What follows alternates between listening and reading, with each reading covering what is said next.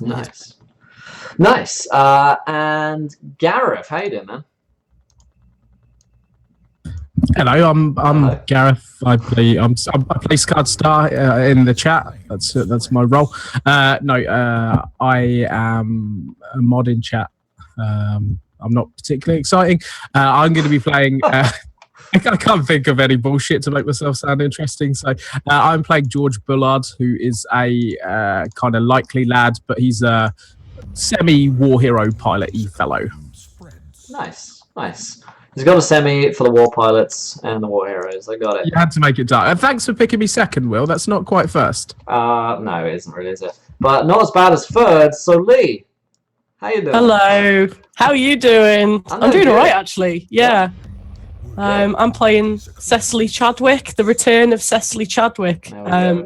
She was the crazy occult author lady from the first series who eventually just about managed to escape the madness. Just about, yeah. Just about, with like the bleeding everywhere, the skin of her teeth. Was driven away by the chauffeur, who then pulled a gun on her. So yeah, and that chauffeur's name was Eric. Eric. We'll get back to that in a moment here. But finally, last but not least, Cord, how you doing, man? There we go. Nice and muted. Drink. It's a good sound for you. It's the muted one. His name's Cord. Acting as his voice today. I have my own button here, so I never mute myself. Anyway, so my name is Mythomatic. Hi there, everyone. I'm playing today. Well, I was saying how excited I was to be back playing Call of Cthulhu, but I'll retract that statement. But I am playing. What's my character's name? Angersh Column.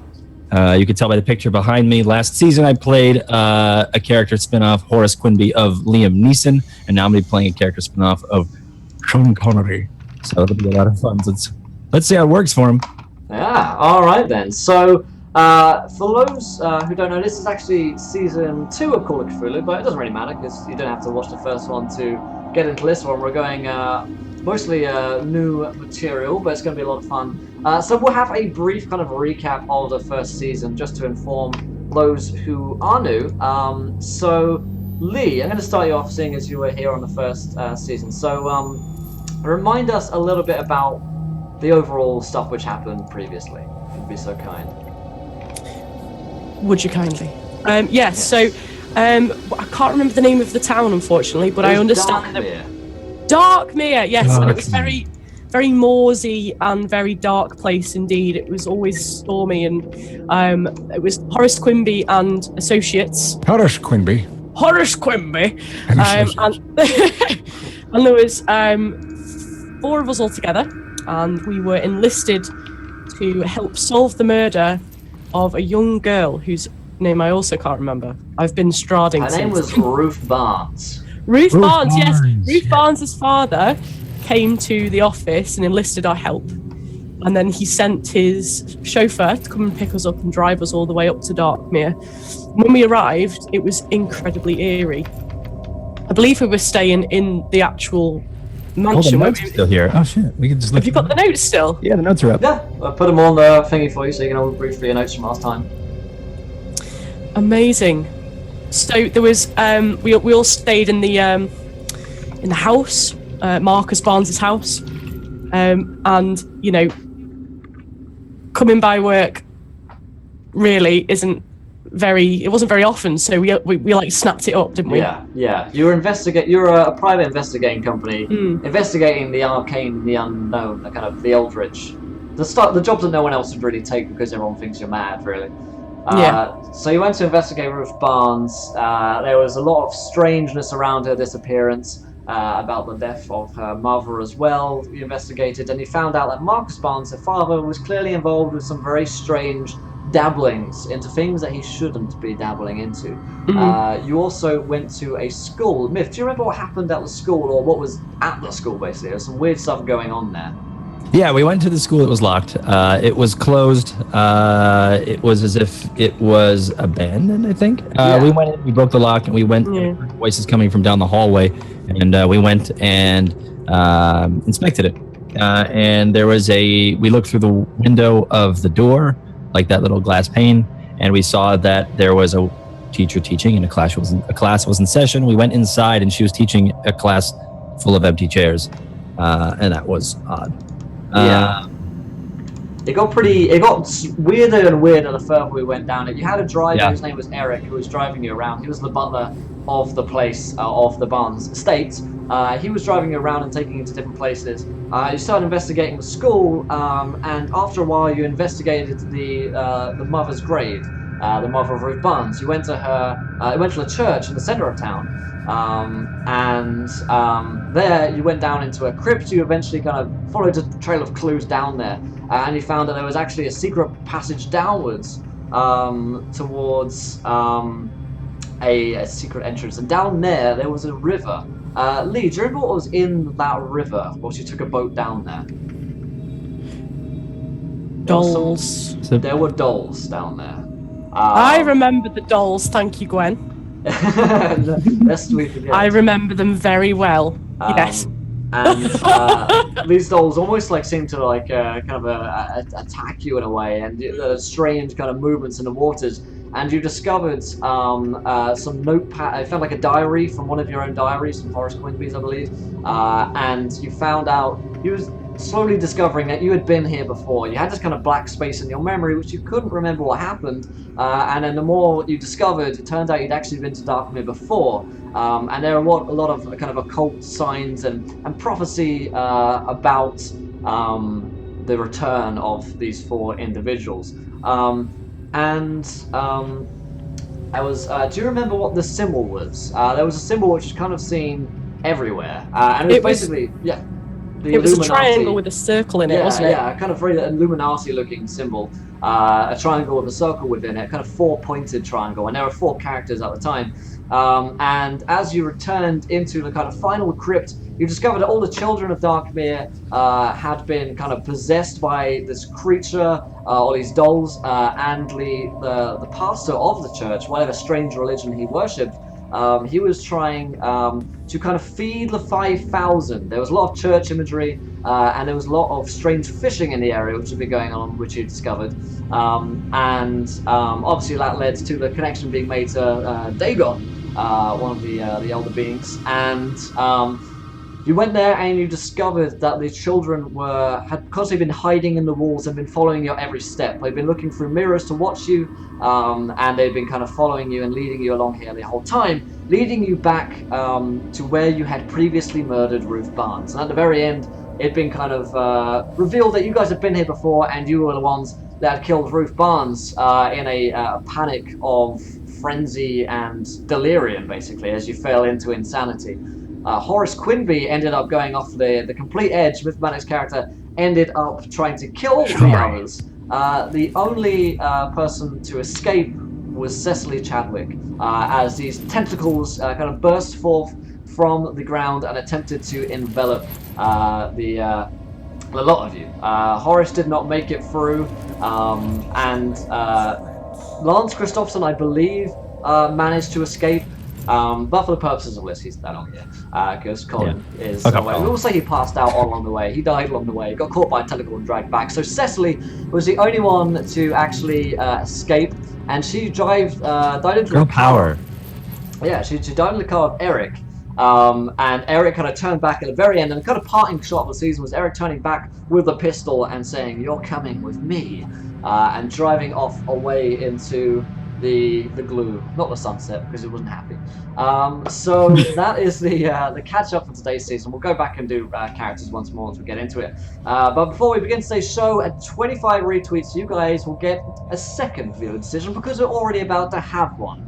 We had 4,400 earlier today, a viewer decision is about to happen, which means you guys get to decide what happens in our game here in a moment. It'll come in a couple of minutes once we get into the game and once things begin.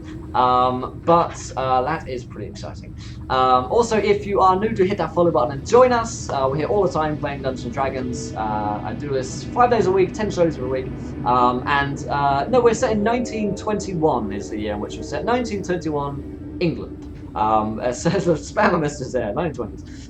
Early 1920s all day. So hit that follow button if you haven't already. Do join us. If you want to enter into the giveaway, exclamation point giveaway to enter into the D&D 5th edition starter set, which we started playing yesterday. So that will be fun. Good luck in that. Other than that, if you want to donate, you can affect our game, giving players nat 1s, nat 20s, wild magic surges. Of course, Call of Cthulhu 7th edition is the game which we're playing here. There aren't such nat 20s, but there are critical successes and critical failures, so the same rules apply basically. And of course, wild magic surges definitely do exist in a world filled with Cthulhu mythos, so be sure to fuck all these players at every possible opportunity. So other than that, I believe we are ready to get into today's session. And I'm going to start today's session, first of all, I want to go around once more, learn character names and who we are real quick, so that we remind ourselves and remember. Also, if you haven't changed your names in Roll20 to your character names, then do so I can easily glance on over at that. So, I think we should be ready to go once more around. So, Lee, why don't you tell us a little bit more about Cecily, more than we already know, I guess, because it's been a while since we've actually seen her. So you want to tell us a little bit about who she is and what she does? Yeah, Cecily is an occult author, and she's this kind of willowy, slightly older woman, sort of in her late 30s, with a bird's nest of hair that's been unkempt for weeks at a time because she just has no time to deal with her hair.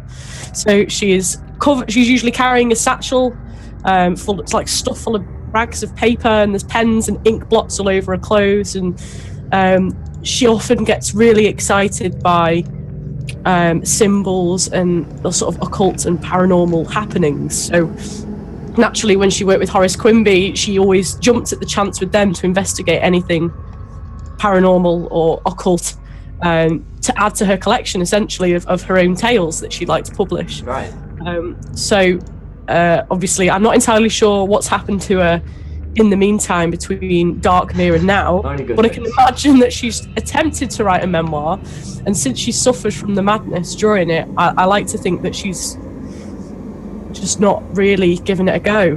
That it's been quite a moment, for quite a time for her, really, so it's become a bit of a struggle. We'll get into what happened to Cecily in a few moments here. So, Myth, remind us of the name of your character, if you would. Yes, I'm playing Angus Callum. He's an special skilled agent from Great Britain. And he is pretty good with a gun, and has been recruited to find out the mythos of the area. Excellent. Gareth, remind us who you're playing today? I'm going to be playing George Bullard. I won't go to the accent yet because I need to work it out. He was a bit of a ne'er-do-well, a bit of a crook, where he got caught and conscripted into the army, where he showed himself to be a bit of a pilot. He had some tragedy happen. I think the war's over now, so he's been conscripted into whatever we are getting ourselves muddled into. All right then. And finally, Askren, the only one to not change his name in Roll20, will be punished with certain death. But who are you playing today? I will be playing a man named Solus Black. Solus was a criminal. He has kind of a past checkered with violence and things he's just not proud of. Some time ago, he escaped death, near death at the hands of someone, and he took it as a sign from God, so he needed to change his ways. So he retreated, he devoted himself to peace and to not being violent. He has holed himself up in a monastery, a church, where he's covered himself in religious iconography, symbols, crosses, tattoos, and scars, hopefully to keep the demons that plague his mind at bay. Nice. Very nice. Challenges lie ahead for him. Alright, so we have Silas, George, Angus, and Cecily. So, as we begin today's session, we're going to catch up with what exactly happened to Cecily Chadwick at the end of the first season. After this, you Cecily was driven by Eric a long distance through the moors in his old 1920s car. It's a classic now. He was very, he was a butler. That's why he had the car, basically. He was very well off, and the family were. And he drove you past through the moors, all the way through to London, all the while keeping the gun on you, keeping it trained within you. You were pretty certain this man was probably going to kill you, or, perform some kind of terrible, strange, occult ritual, upon you, or with you. However, he actually drove you down, kind of through an abandoned car park and down to lower levels. And through these lower levels, he led you. You were then taken by armed guard and thrown into quarantine, basically, where for several weeks you stayed and undertook psychological analysis, basically, and psychiatric help, and a bunch of doctors would come and go and investigate you and question all of the events which had happened before. Any resistance was met with firm punishments, be that withdrawal of food, withdrawal of care, basically torture, but fairly mild forms of torture. Your body wasn't like, tortured, or you weren't physically harmed. It was more psychological torture, and they began to get a fairly firm presence over your already fractured mind. But slowly, they managed to piece it back together with you, and over the course of these few weeks, you began to return to a more normal state of mind. They began to help rationalize things with you and decompartmentalize the events which happened, whilst all the time trying to learn more about the events of Darkmere. They wouldn't tell you anything in reply, so whenever you would ask questions about Horace Quinby, about Darkmere, about the events which had happened here, you would receive no replies whatsoever. And if you did receive a reply, you would hear that it was classified information and was not of any interest to you. And so these frustrations obviously built up after a while until you would have wanted to hear exactly what had happened to Darkmere. And one day, a young medical doctor who was basically in kind of training here managed to kind of leak a file to you. This young doctor, he told you, you don't know his name, but he was a kind of very young, fairly attractive looking guy who was just trying to help, basically. He told you that Gatormouth had followed. Welcome, my friend, to the adventure. You're a gentleman and a scholar. But he told you, in reality, that the village of Darkmere had been destroyed. The British Armed Forces had entered into the village after they had realized that there was a lot of gang activity, is what the file said, and that a lot of crimes had been committed in the area, mostly pertaining to One-Eye Willie. One-Eye Wee, rather. Welcome, my friend. I read Willie. I see what I want to see sometimes. You're a gentleman and a scholar. But no, you heard that the village of Darkmere had been entered into by the British forces and cleared off the map, essentially. It had become a quarantine area, and anyone within it had been either removed or taken away and shipped off somewhere to one of the colonies for England. Basically, that is what happened to Darkmere. As far as you're aware, there was a lot of redaction on the file, and a lot of things which were left unknown. Names were mostly redacted, and so you didn't really know much. However, after these several weeks in care, you were released from it, and you were deemed worthy by several interviewers and testers as being one who had seen the occult, and one who knew about it, and one who had survived, the only survivor of the village of Darkmere, and seemingly, by their psychiatric analysis, untainted by any eldritch unknown horrors. And so you were kind of certified, and then you went into training. The next few months of training were building up your psychiatric and mental health, essentially. Building up defenses. Gene Graying that bitch. Gene Graying on it. And learning more. They dived you into studies of the occult, and they also put you into physical training as well. So you learned, basically everything that a soldier might go through in basic training. It was then revealed to you that obviously you knew that you were part of some kind of organization, but you were offered a job at the British Secret Service. And the Secret Service, this is a special division of the Secret Service, and you have no identification showing that you are one of these members. It's such a secret cult that not even, you hear, the Queen herself knows that it exists, or the King himself. But she's sort of 1921. But welcome, nerds and stuff, to the adventure of a gentleman and a scholar. But not even the monarchy knows. Some even past the police don't even know that you exist. Because your division is specifically tasked with discovering the Eldritch unknown and keeping safe the country of England. Because at this time, you are more than aware that something like Darkmere could happen again. It could happen on a bigger scale, and the country itself is at risk. We've seen wars. We've seen a world war, and we don't want the fine country of England to be destroyed by an Eldritch unknown, which we believe to be true. You were set in charge of this team, this small kind of crack team, and together you put together this team. And the chief of the British services, the only man who you really know particularly well, is a man named R. He goes by R. That's probably not his name. It's probably more like a rank, or it's a bit like M or Q in the Bond films. He's called R. And he is a firm but fair man, very short-cropped hair, man in about his 50s, and he is very straight up.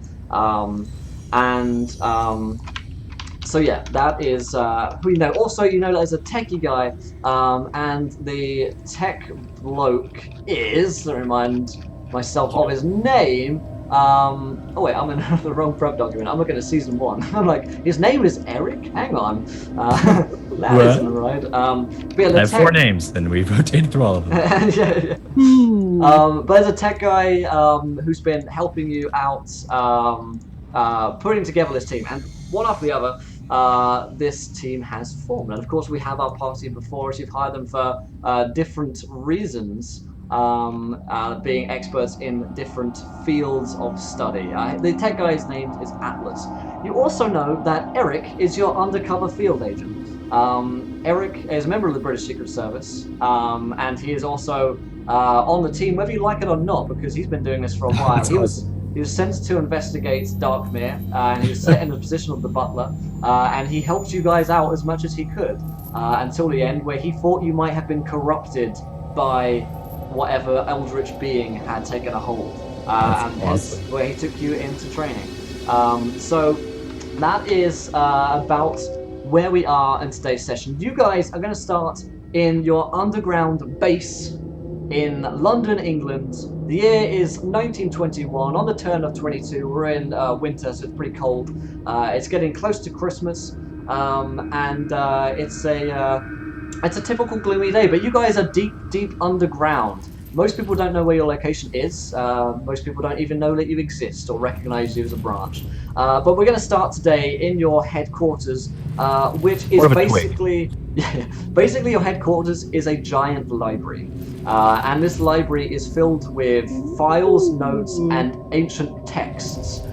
These texts have been garnered from all parts of the world. In the 1900s, of course, the British were known for going into different countries and stealing everything from them, basically.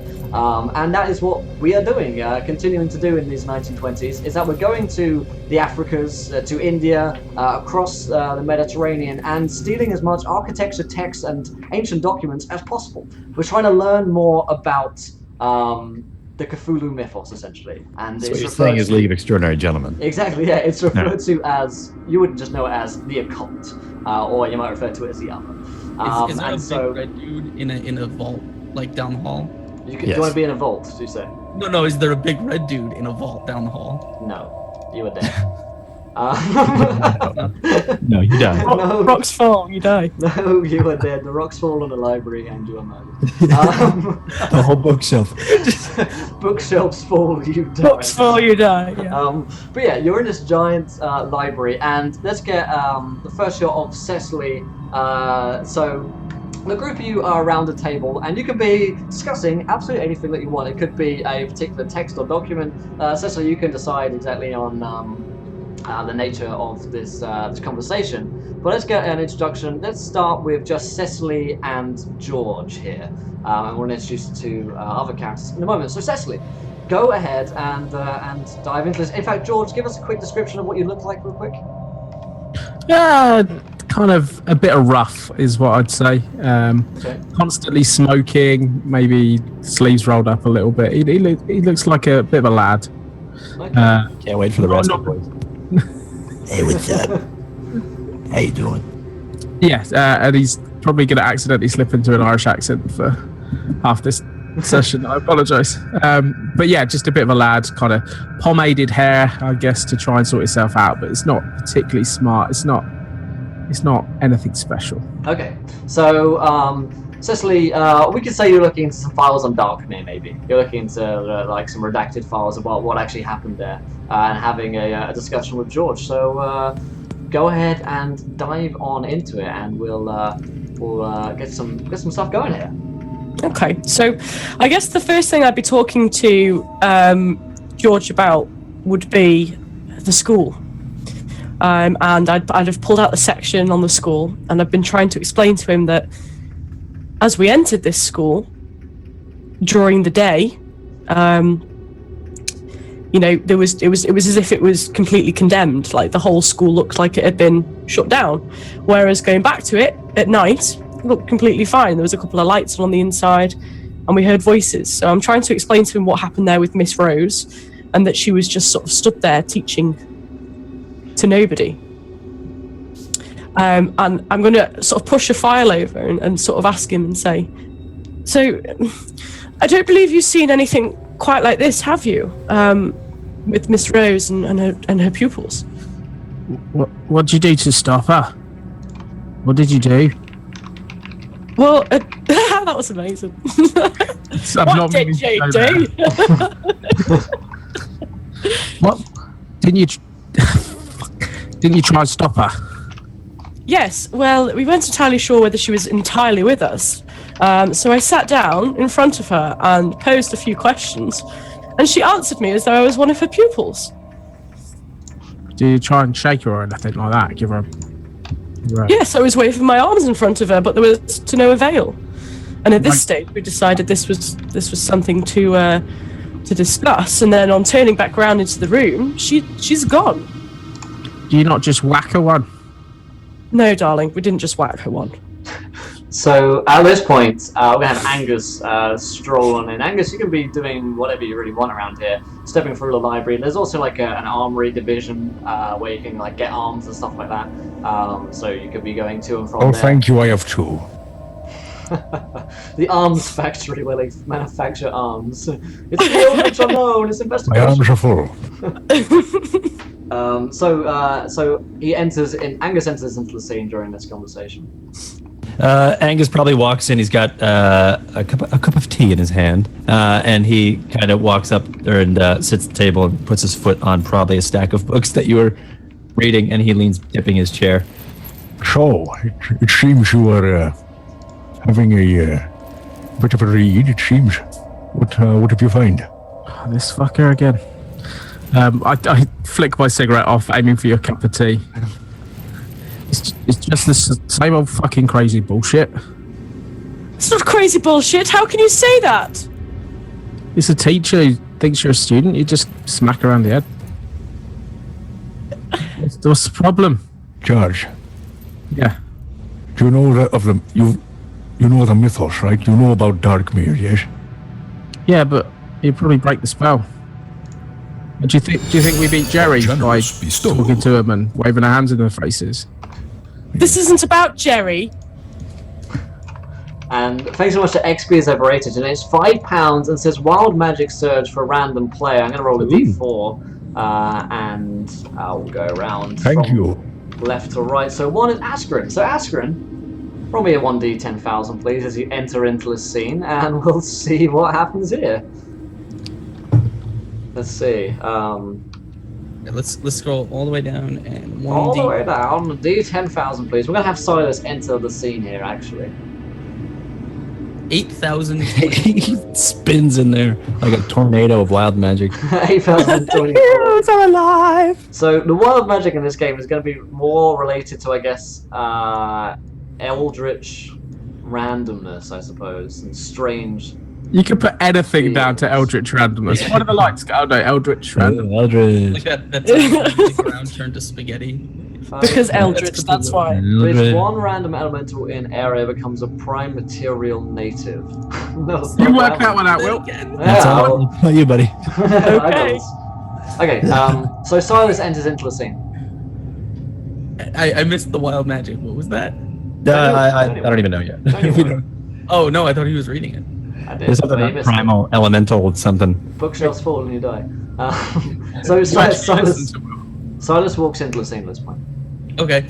I guess he like you guys are all sort of involved with the paranormal.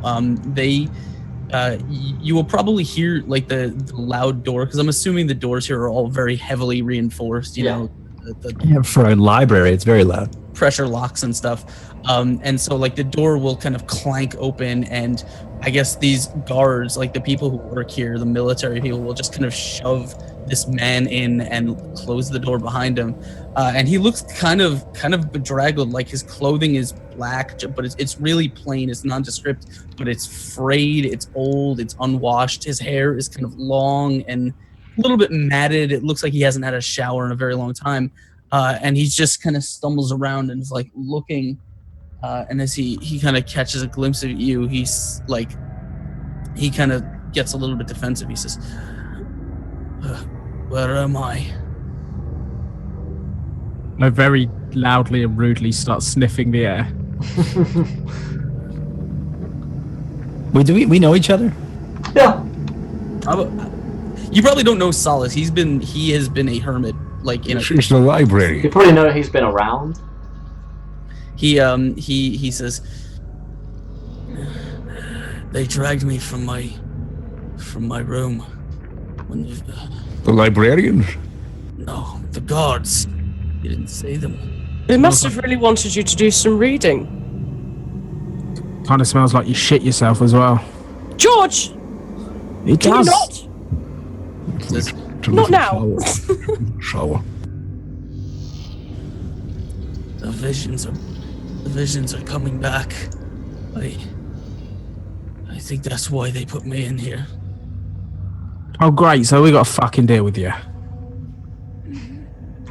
So, go ahead, Ashton. No, he'll just peel off to the, like, he kind of, you don't really see it on his face, he just kind of squints a little bit, and then he'll peel off to like a bookcase nearby, and he'll start just rummaging through, because he's looking for any kind of religious texts, anything he can find on that. Okay, cool. So, as you're having this discussion and seated, of course, like, it's the 1920s, so you guys are probably like smoking away in this library, and it's like cigarettes at old. Yeah, this as grown the old cigarettes. book. I've got some medical cigarettes and not the type they have now, but Yeah.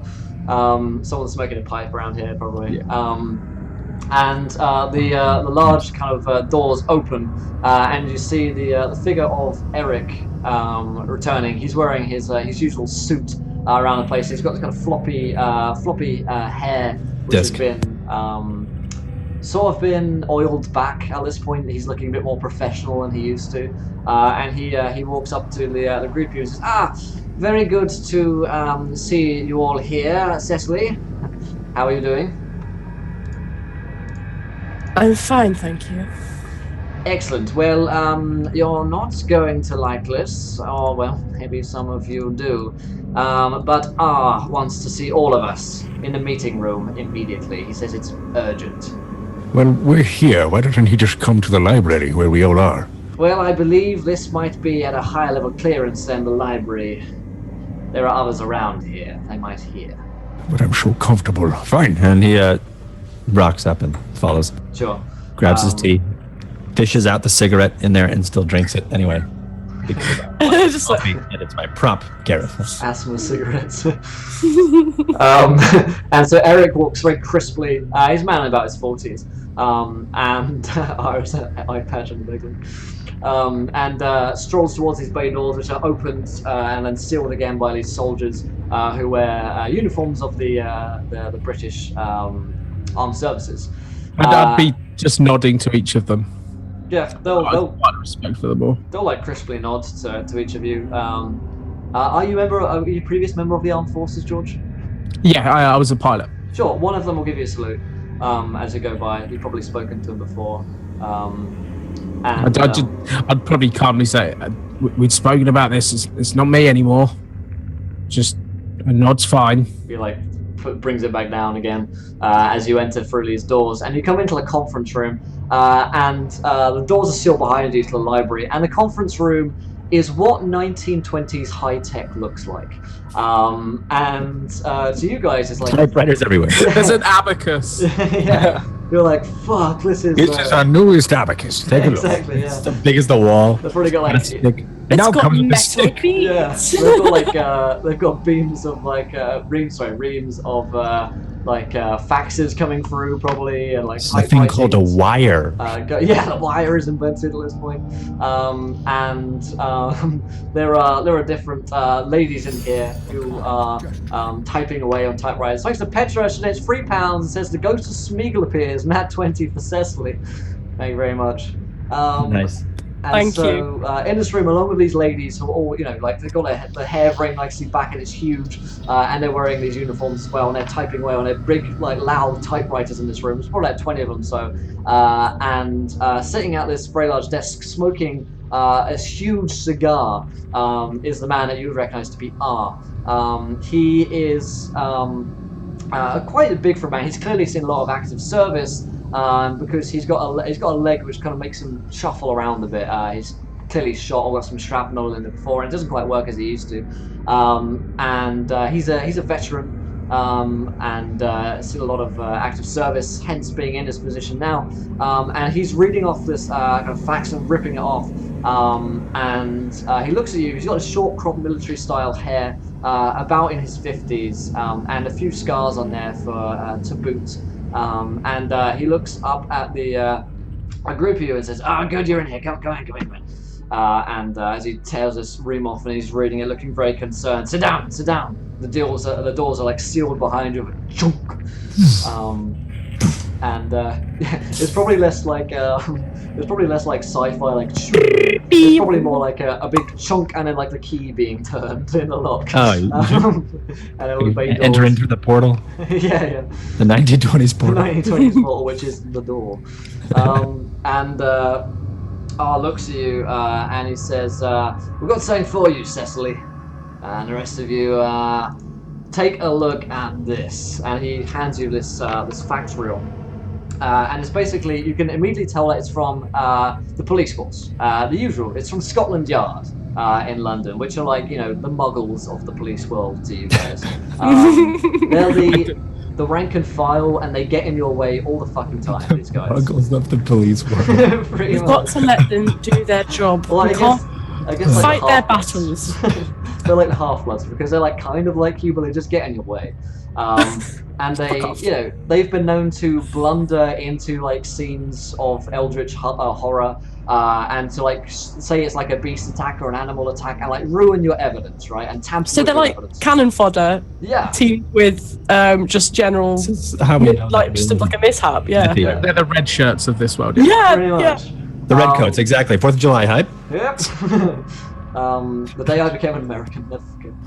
So, he hands off. It's from the police, and it reads, "There has been a murder at the Sterling estate, and the deceased victim, who has been quote-unquote brutally murdered, is Chief of Police Archibald Sterling.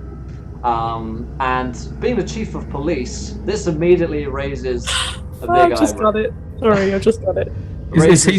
Is he someone that we know of? Is he Yeah. one of Scotland? Is he like? Yeah. I'm trying to think of a prick from Harry Potter. Is he like Snape? No, not Snape. The blonde-haired one. I don't know. I'm not Harry Potter. No. Look, Gandalf. Draco, Right. Lucian.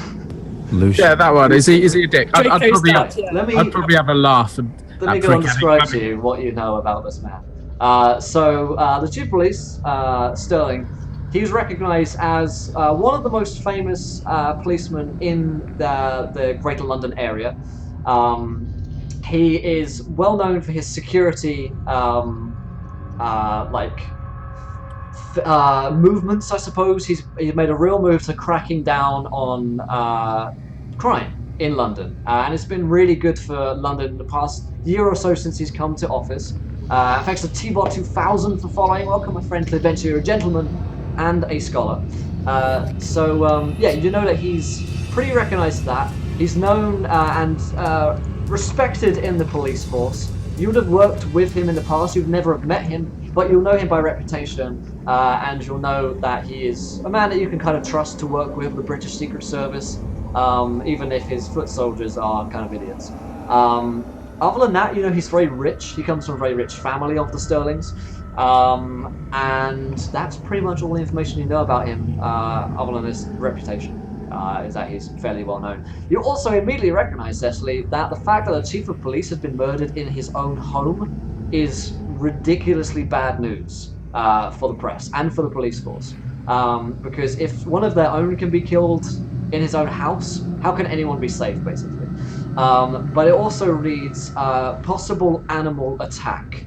And there are notes at the bottom from the mortician who's getting to the scene, who have heard that he is organs have been removed, eaten, and this is a the hallmark of assumption. A hallmark of a potential Eldritch sighting or happenstance.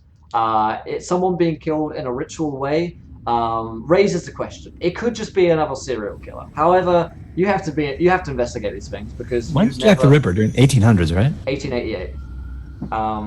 And so yeah. You know a lot about that, Will. Have you got an alibi? No, I wasn't there at the time. I wasn't born. I was a fetus. All right, I did it. So no. Yeah. You know, Jack the Ripper. I mean, that would immediately link to it. You know, yeah. You'd think Jack the Ripper was involved. Yeah. We would probably know ago, some. He was stuff. never found. Is this a copycat killer? Immediately, all these questions are raised in your mind. Yeah. And the main fear is fear itself in the population. The chief of police being brutally murdered in his house and this being leaked to the press is going to send shockwaves throughout London because nobody is going to feel safe. So Arlec's very concerned as he passes this round, and you guys can all have a read of it. And he says, well, you better get down there fucking quick and figure out what's going on. There'll be some couple of grunts round, but you guys are going to be posing as investigators from Scotland Yard. Will they let us in? Yeah, they'll let you in. Trust me. They already know that you're coming. You should have been there 5 minutes ago. Oh, okay, well, come on then. What's up, Stealth Check? Thanks for following again, dude. So he says, quick thoughts from you guys. I need a status check. Ideas from you are useful at this stage. Out of game stuff, guys, we have a notebook that we can all collectively add on to in the handouts. Yeah, also a general note from me. As your keeper, take notes. Take notes. Yeah. There are going to be multiple NPCs, multiple alibis, multiple murder things, death, horrible eldritch signs, symbols. Sun albatross. There's going to be a lot of that. So will the Rippler. So make notes of every possibility. Your thoughts and ideas are going to be important to you because you will forget. And during this game, whereas I might tell you a fact that you previously forgot in D&D, this game I will be merciless with your information. So if you forget something, then you forget it, and I will not be helping you. But your other players might be able to help you. You're ever investigators, so it should be fun. Yeah, take notes so I don't have to, basically. Yeah, write my sessions for me. That's Way to pile on the fucking pressure. I didn't realise this was a test. Yep. This is a definite. Oh, test it was really good. capabilities. So it's fun. It's a really good way of doing it. Yeah. Call of Cthulhu isn't a game about killing the Eldritch Unknown. It's about investigating horror and getting deeper and darker into the secrets of the mind. Colonel Mustard in the library with a wrench. Called it. With the candlestick. They should have been like, who are you playing with? I'm playing Colonel Mustard. I'll be Miss Scarlet. Come on. I'll be Professor Plum. So back into it for a moment here, and also as a general note, this game is going to be a bit more serious than our usual games, which are a bit more lighthearted. It's going to be fairly dark and grim, so be prepared. Yeah, I'll says to you. So initial thoughts, any ideas what this could be? Does it seem like likely, or is it just a red herring?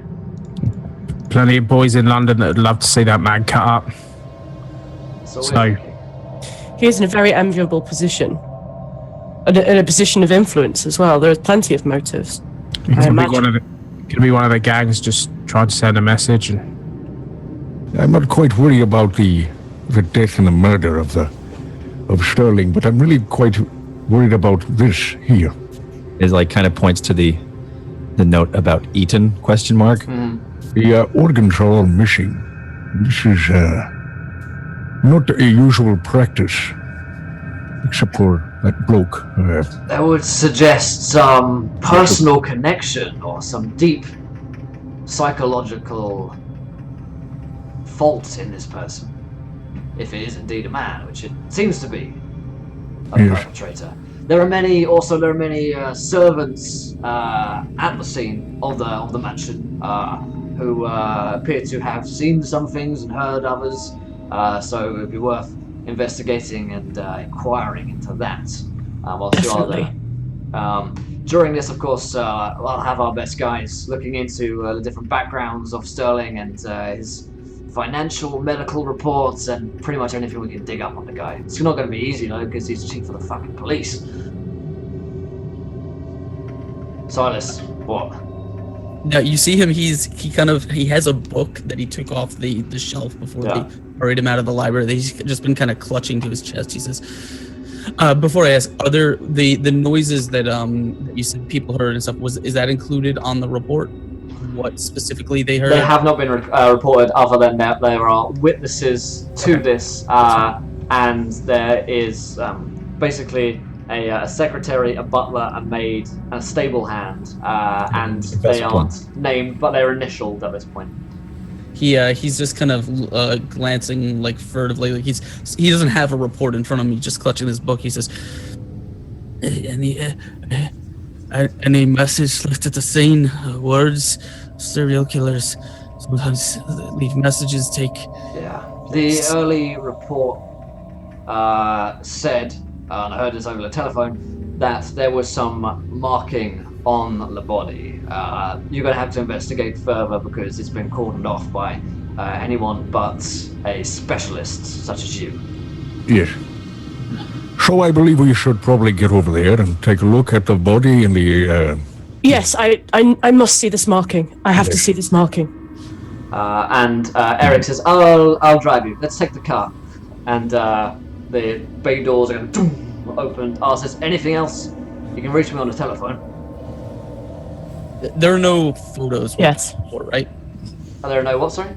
There are no pictures with the report? No photographs? No photographs. Okay. Too early. I mean, a photograph would take a long time to set up. You're going to have to get someone there and like fully... Set it and then wait 5 minutes for it to even focus. To come out. Yeah, so... Yeah. So as they're getting in the car, he's still just kind of clutching his book. He says, no pictures. Murder was recent. Must have happened overnight. Check this. Will you shut him up? Yes, calm down. Now, let's just get to the scene. We should be there by now. It makes me fucking nervous. Right, are we going to have any problems getting in anywhere? Have we got full access? Don't worry, I'll handle all of that. Why is everybody so anxious? You'll get there. Everyone get in the car now. We're in the car. As you go to well, I'm like adjusting the seat. Oh, sorry. Okay, geez, get in. So, Eric leads Get in! Eric I'm leads already you there. out, and as he leads you downwards into the car, you enter into his lovely 1920s like Smith's car, like a real nice classic one, dark black. And as he enters into the car, it's a bit cramped in here with the four of you. He hands you out these badges. And he hands you these kind of badges. He hands you badges. Yeah, Okay. 4 badges, 1 each. Which is adorable.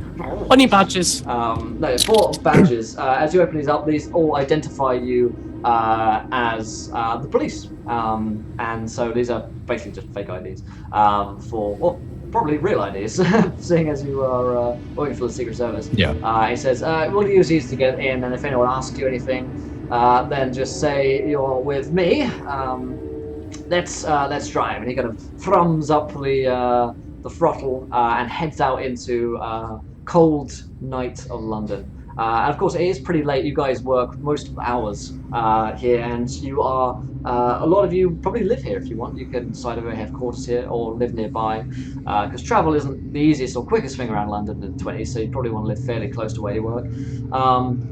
As you are traveling through these cold streets, Eric kind of turns back and he looks and he says, so what do we think? Is it something like Darkmere, Cecily? You getting that feeling? A gleaming endowment.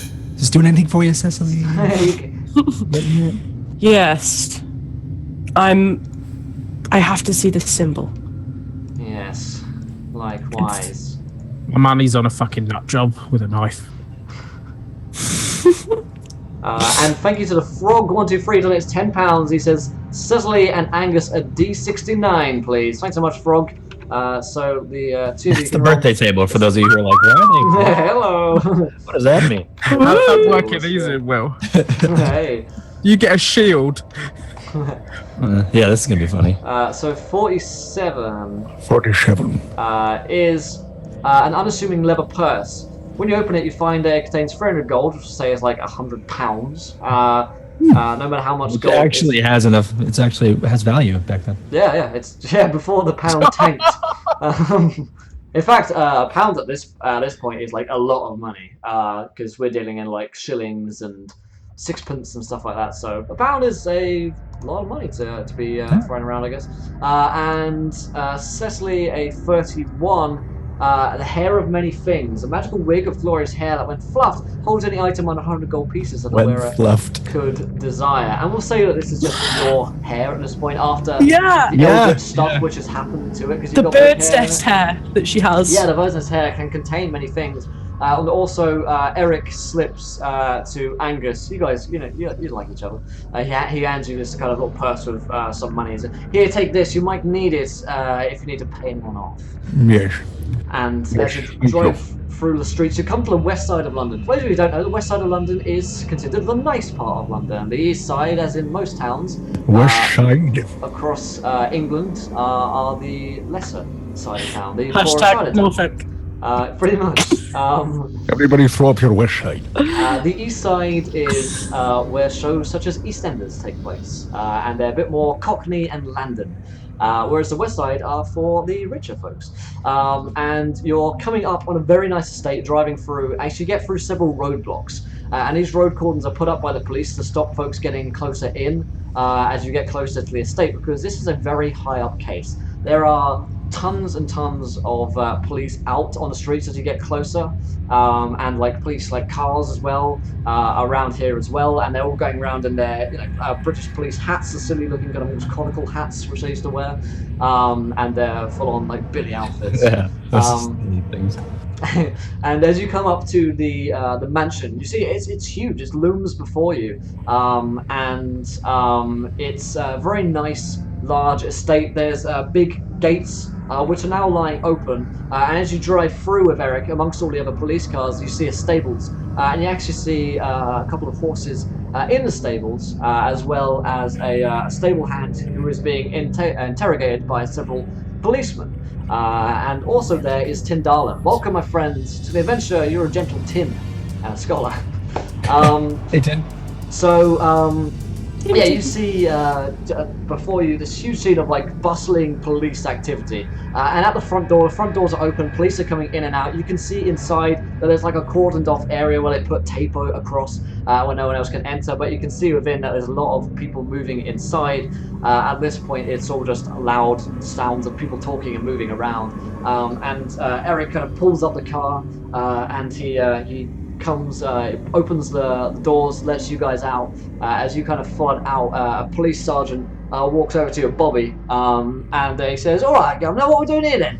And Eric just like flashes his badge. I like to imagine the group of you just flash your badge in unison, as you all just like, flash your badges. I like to imagine like a 1920s like Men in Black.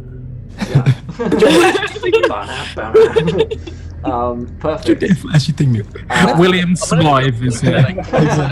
Clutch like this. And the man immediately crumples before your integrity, and he says, "Well, we got a bit of a case here, Governor. What the chief of police being killed with all this going on. Seems like a pretty brutal murder inside. I can't get in myself." And then Eric says, "Well, then you're no use to us." And he immediately kind of like strolls in, and you guys make a beeline straight for the door. And as you enter inside, you see in this very nice kind of English mansion, there are, the first thing that strikes your mind, or catches your eye, of course, is obviously the wealth and the decor of this place. This is decadence.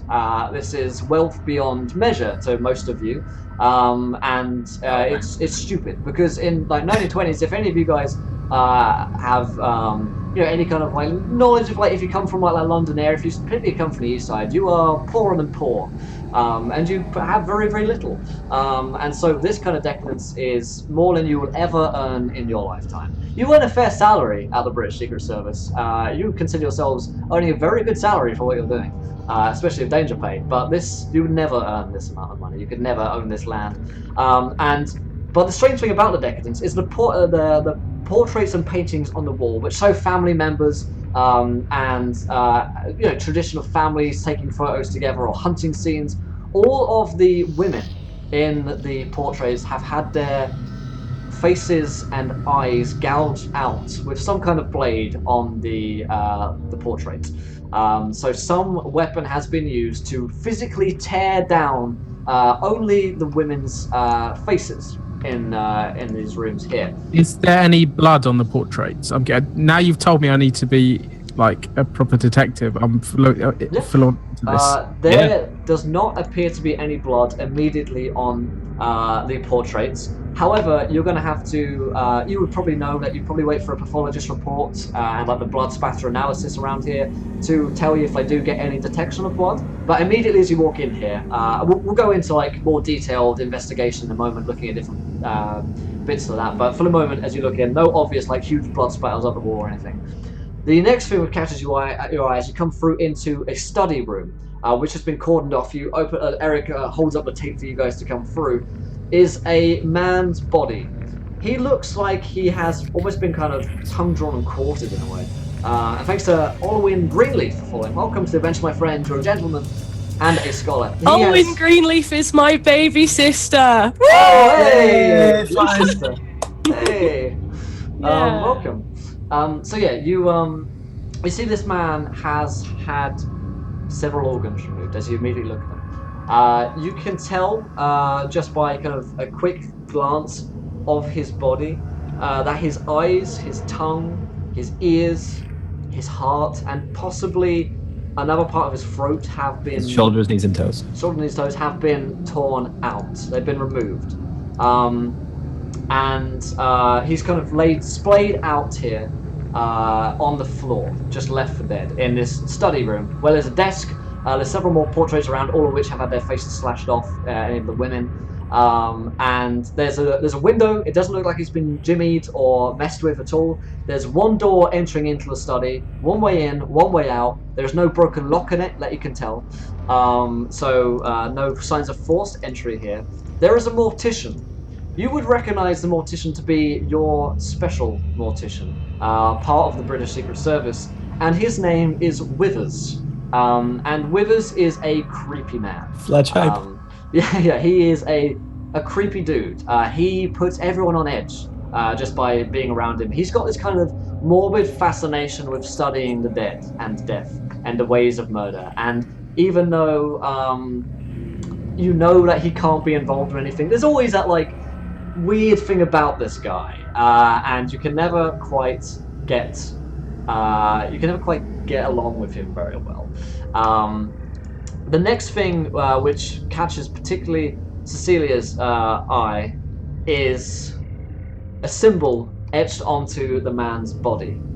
On his body, around his stomach area, because most of the rest of the organs have been taken out from the rest, you can see there is a symbol which has been etched in with whatever blade was used in the killings. You see that there is a symbol, and it's the exact same symbol which Cecily has seen before. It's a triangle, and there is a circle within the triangle which has been hastily kind of etched out in this man's stomach and really wrenched out. There are guts here, and there's blood spilling out, and it smells terrible. It smells like iron and death and feces and guts and all the worst fluids which come out of someone's stomach when they die, and is a gruesome scene before you. Cecily, you get this immediate feeling when you're in here. Once you recognize the symbol and it kind of like jumps out at you, you get the feeling that you're being watched. It's like that prickle on the back of your neck that you get when someone's looking at you, and you look around and someone is in fact staring at you. You get that feeling, but you're looking around and there is no one there. And so it's just a strange, off-putting feeling which you're getting at this point. The Mortician Withers, this greasy-looking fellow in full kind of pathologist gear, says, well, looks like we have a bit of an interesting one here. And he grins at you with that kind of morbid grin which shows a little bit too much pleasure in this death. A little bit too much fascination. And he says, you go into the standard kind of looking over the body at the wounds, and he says, the victim appears to have died in agony. See here the multiple wounds which are superficial. They couldn't have caused the death and were applied during the victim's life, therefore indicating some kind of torture. The ears, tongue, and eyes were removed similarly whilst the victim was alive. This would have been incredibly painful and terrifying for the victim. I believe his eyes may have been taken last so that he could have watched everything else being taken away from him. This seems like a crime of passion. At first examination, these wounds appear to be rough and passionate. There is almost an unsteadiness to the cuts which I see here. See how he has butchered this meat, almost severed it, with strong thrusts. There is passion, rage, fear behind these blows. I would suggest that the victim knew the target, or at least the target knew the victim, and had strong feelings of hatred or love even for the victim. After all, that is the strongest emotion, I'm told. Finally, as the victim died, his heart was removed. The same dagger or blade, which I am unsure of what it was exactly, was used in the application of the symbol here. And I believe the same weapon was used to gouge out these portraits around here of the faces of the women. I will have more to tell you soon, but that is all I can tell on first examination. Thanks, you fucking sicko. We didn't need that much detail. Just doing my job, the more the better. A beautiful job indeed, thank you very much. Anything to catch this man. Yes, thank you. Or woman. Although it would suggest that this is indeed a male killer. The strength in these thrusts and blows would suggest a male figure. Dominant right hand, I would suggest, which is not helpful really, being the most common, but nonetheless that would be my initial suggestion. You've never seen an angry woman, have you? The Ask blood... my ex-wives. He says, I will be examining the blood spatter around here. I can't yet tell the exact fallings of it, but I believe that the victim was on the floor. And the attacker, and he kind of raises up his hand to kind of show you the thrusts and the blows, would attack downwards in an angry blow with a lot of strength, bringing downwards as the blood spattered outwards. Like I say, most of this is conjecture. I'll be able to tell soon in my full report, which I'll have to review in a few days. I need to examine the body. Another thing... Was he restrained on the ground? No. Whoever did this had the fault. See the marks here around the wrists and around the neck? Strangulation and asphyxiation also occurred. Several bones in his neck have been broken, which means that the assailant held him down strongly. Whilst there are no items around for the victim to use in his defense, he would have struggled and, presumably after a time, passed out. When he awakened, the assailant was atop him. I believe that due to the freshness of this blood and the freshness of these wounds here, that the death lasted, or the torture lasted for some time. Maybe as long as an hour. When do you think the final blow was made? When do you think the last blade was struck into this man? He says, death occurred approximately 2 to 3 hours ago. Okay, so that recent. Not fresh. Cecily's looking around, feeling the chills. Yeah, Solace will kind of kneel next to the body, and he'll kind of very gently put his book down, sort of, just so it's just on, like, not in the blood, but just next to him. As he kind of looks over, he says, "He was not restrained while he was on the ground." Does not seem that way. Whoever this was had fighting back. Say that again for me. I kind of pick up the victim's hand, and I want to check his hand for defensive wounds. Yeah, there are wounds on his hand where he would have attempted to stop a knife, and there are cuts down it, which are consistent with a knife blow to defend oneself. There are slashes across his arm as well, where you'd put up your arm to defend yourself from a knife blow. This man on the floor is the chief of police, Archibald Sterling, was a strong-looking man.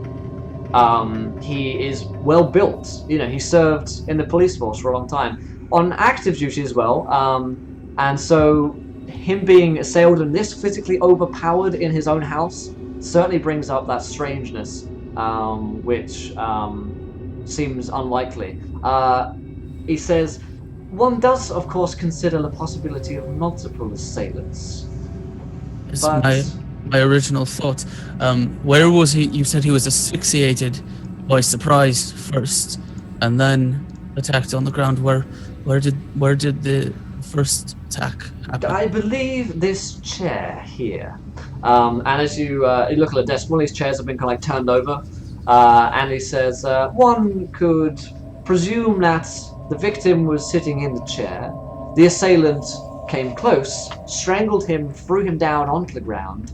Once he had passed out, he moved into the center of the floor for whatever reason he felt necessary to do so.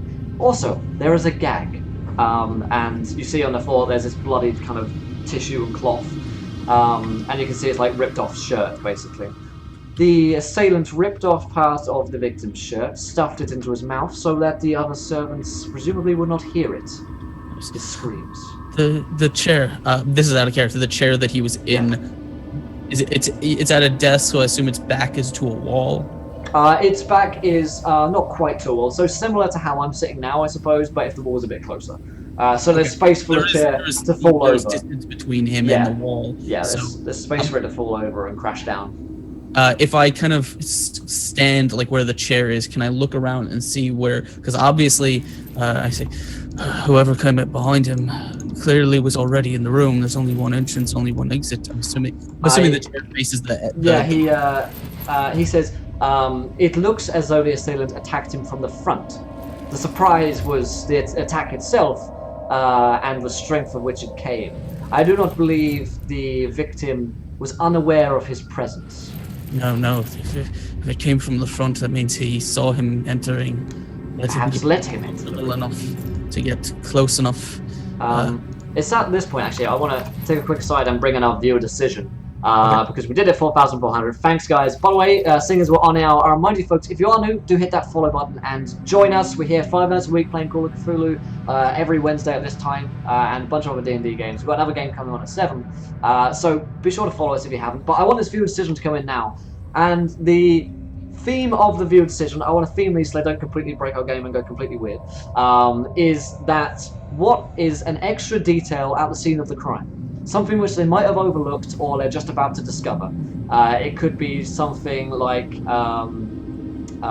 something as obvious as like a murder weapon, or it could be something more creepy and eldritch. So underneath this line in chat, throw out your ideas. What is possibly another clue at the scene of the crime which they discover, which could potentially help them in their investigation, or perhaps even confuse them in their investigation? Who knows? So throw out your ideas in chat. We'll throw them into a straw poll, and the most popular one will happen. So get these in a moment, and we'll get to it here. Also, enter into the giveaway for the D&D 5th edition starter set if you haven't already, because it's great, and we played that yesterday, and it was a lot of fun playing that game yesterday. So I encourage you guys to do it, and or give it to a friend. Why not? So yeah, Withers says other things at the scene of the crime, of course, which you might wish to know about. Apparently, the servant, the butler, saw the perpetrator on his exit. He even shot at him with a pistol. You can see the bullet in the next room of the hallway from where the assailant exited the building. There is also a maid here who claims she knows a few things, and a secretary who claims she knows nothing. And the stable hand who was outside at the time, you can speak to him as well. These servants, they don't know who entered the building? Apparently not. Best to speak with the secretary. She organizes all of his meetings. I think we should speak with the butler first. Did you say there was a pistol fired? Apparently there's a pistol fired at the killer as he left by the butler. Okay. Before we go anywhere, do you not notice, like, if we look at the body, I think there's 2 messages going on here. You got that thing, which I think you've shown me before, and I pointed at Cecily. You recognise that, yeah? I think you showed me that in the book. Yes.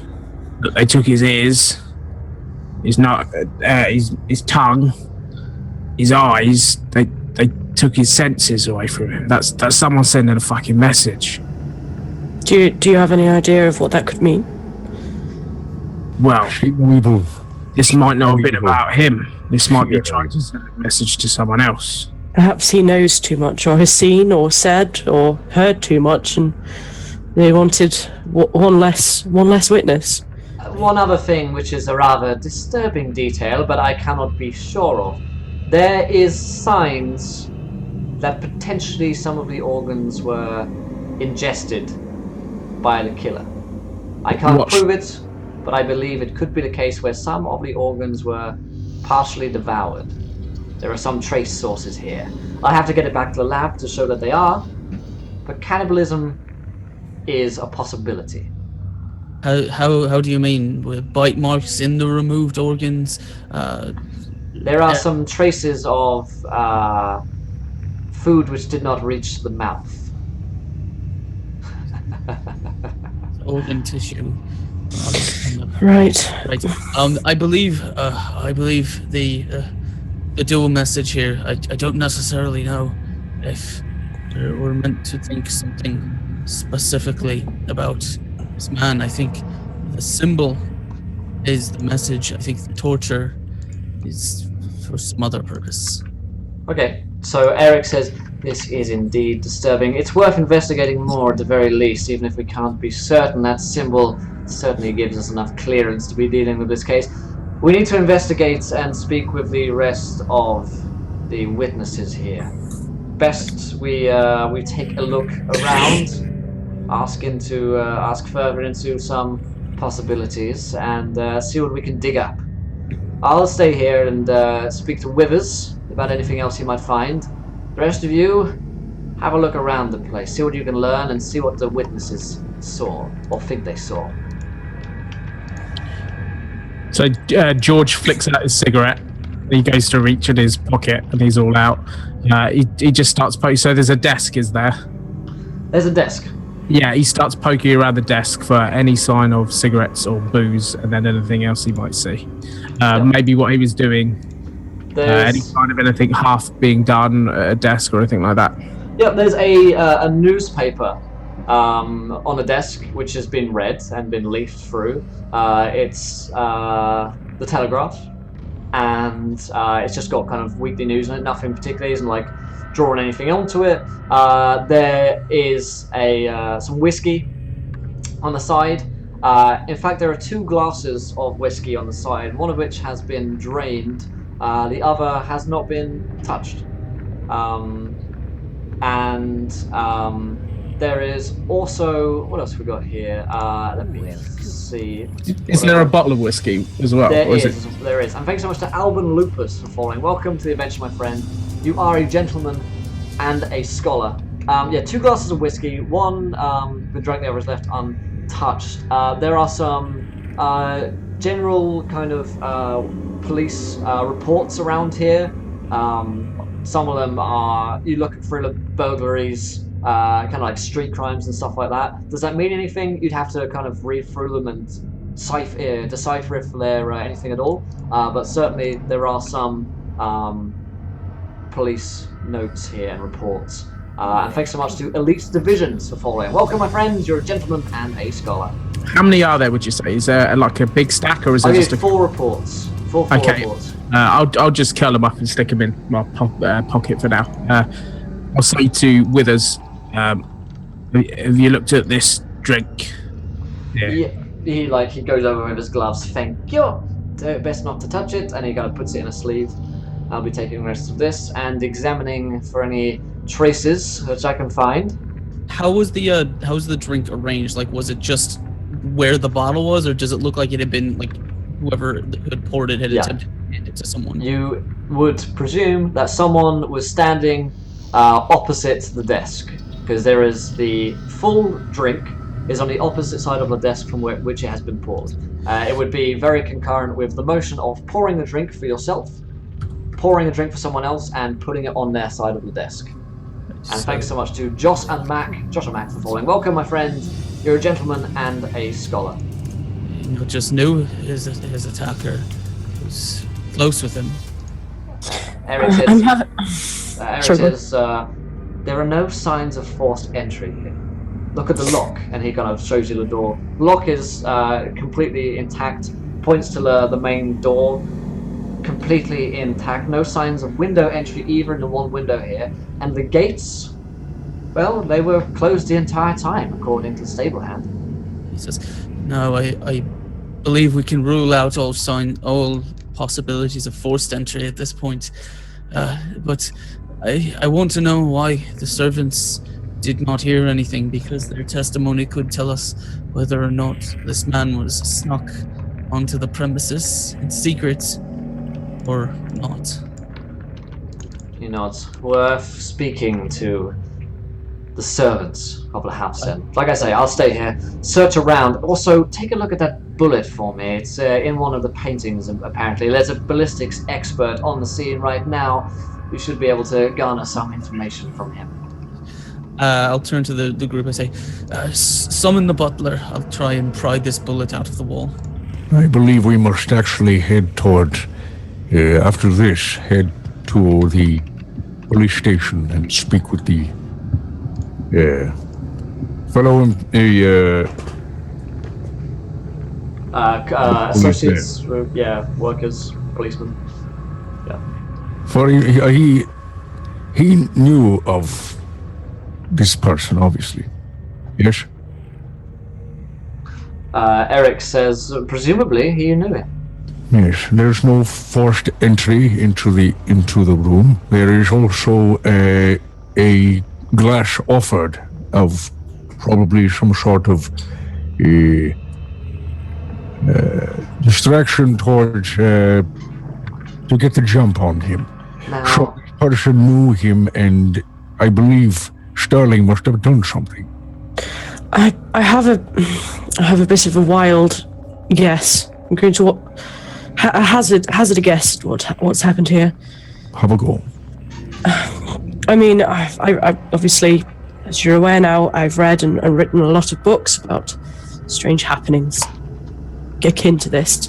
Could it be perhaps that Sterling had a lady visitor and impassioned, and perhaps in retribution of an act that perhaps Sterling has done, or what she thinks he's done, she's attacked him. She's been overcome with rage and some form of power.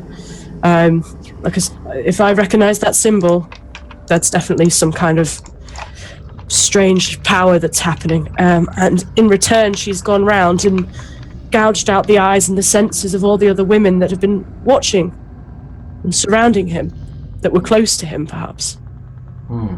It's certainly possible, but Hell hath no fury like a woman scorned. The strength of the blows, however, would suggest a male assailant. I feel that in this case, until we see evidence, it suggests it might be a female. Don't assume Everything she's points gender. to a male attacker. We will. The butler. He'll have the most information. Indeed. I need to hear him. And as at this point, Solace is kind of using a knife that he just kind of pulled out from his ratty robe. Yeah. And he's trying to dig like whatever the bullet that's in the wall out. A knife. It's him. Yeah, so whoa! And Liam calms down. And Eric says, now listen here, the group of you. You'll be expected to do conferences with the press. I don't want anything out of the ordinary released to the press, but if something is important to public safety, then see that it is released. But I don't want any have-a-go heroes out there on the streets. I don't want any more copycat killers around. Also, if there's any evidence whatsoever of police involvement in his death, as you suggested, an associate of his, keep it under wraps. We do not need to hear about our own killing our best here. Alright? Yes. Yeah. Understood. The public backlash is going to be bad enough as it is. Yes. Very well. And he kind of shows you out into the corridor. Again, in the corridor, there are these portraits of the /women around. There's also several kind of scientists and investigators looking into like a bullet wound, a bullet mark, in one of these paintings. And also down the corridor, you can see a man in a butler's uniform who's been spoken to by a police officer. And by him as well, there's a young blonde woman, very attractive, who you would presume to be the secretary, because sitting next to her is a maid. And you saw the stable hand outside. So that is the scene before you. I don't know if you guys want to split up a bit and take things, take different scenes on your own to investigate different places to come back and collate your thoughts. So who wants to go where? I've got the blonde. Okay. Where's Silas off to? I assume he was digging the bullet out of the wall. If he has gotten that, then I don't know. He wanted to talk to the butler, but Sure, you can speak to the butler. There appear to be people like taking the bullets out at the moment, like the professionals doing it. But you could certainly be involved in that if you want to go over there. Where is Angus heading to? Angus is probably going to go look at this bullet as well. Okay, and finally Cecily. Well, Cecily's going to stay in this room with the body and investigate any kind of paperwork or symbols, especially the one that's etched on his body. Yeah. Okay. I'll hand her the police paperwork, because if she kind of makes it clear she's doing that, you can read this as well. I've had it on the desk. So, as you look back, as the others exit out, filing down the corridor, when you look back to the body, can you roll me a quick insanity check, please? Or rather, sanity. Whichever, glass half full, glass half empty kind of guy. Here we go. Is this for me? Yeah. This is just for Cecily. Oh, she loses a shit first game. Yep. Is she have the same insanity from last game? You will be restored back to your sanity. Okay. She had mental rehabilitation. Jean Grey. Got it. Oh, she's yeah. Grey on that bitch. Yep. Yes, it is Bulldog, yeah. Of course. So let me know what's your roll, and you're trying to roll nice and low on your sanity here. Nice and low. And we want to get nice and low on everything, right? Basically, nice and low. The game basically is a percentile dice system, which is a D100 system. The lower the better, the higher the worse. And we have like easy, medium, hard, right? Easy, medium, and hard. Yeah. I don't think I've even looked at my character sheet since I last did it. So I believe I'm actually. Well, my hit points are still at 4 out of 10. So hang on a minute. No worries. I had to reset mine. I don't understand what my sanity began. It's so given out. You should be at like 60, I think. The value which you're having at the moment is 45. I had 11. That doesn't make sense. You went all down. So you rolled a 10. You're trying to get under 45, so it's a big success for you. You look back at the body, and as you look back, for a moment, there's just a glimpse out the corner of your eye. You see a doll standing on the symbol, looking at you. It's a child's doll. It's wearing a girl's outfit.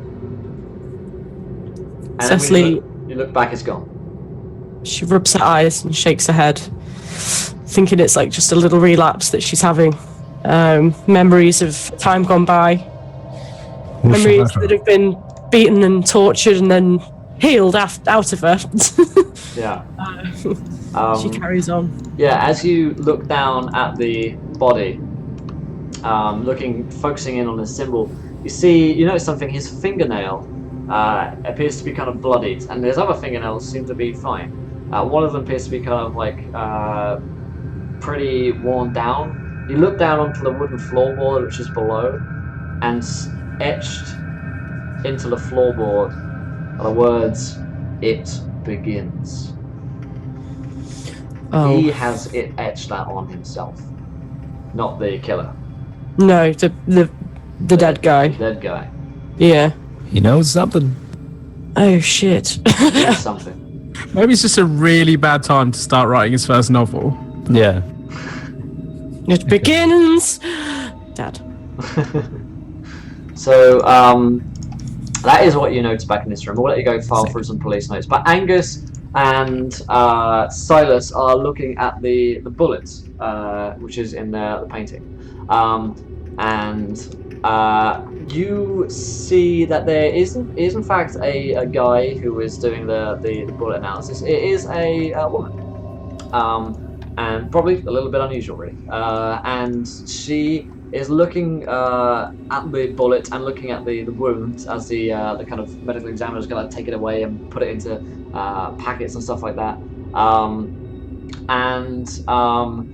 She looks at you. She is in her 30s, and she's married. You can tell from wedding ring she's married. And she's got this kind of large bouffant kind of brown hair.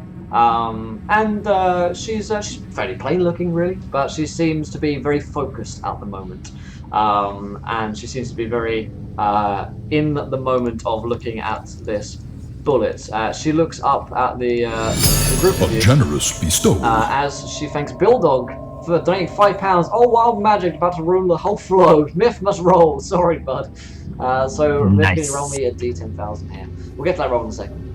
And she looks up and she says, "Matthews, nice to meet you. Are you the experts that Eric brought in?" He doesn't say. Solace doesn't say anything. He just kind of is staring at it. What exactly is the like? What does it hit in the wall? So you look at it's hit a portrait. Okay. And it's a portrait pointed towards the exit of the door. So it's clearly come from somewhere which is shooting at someone who is leaving.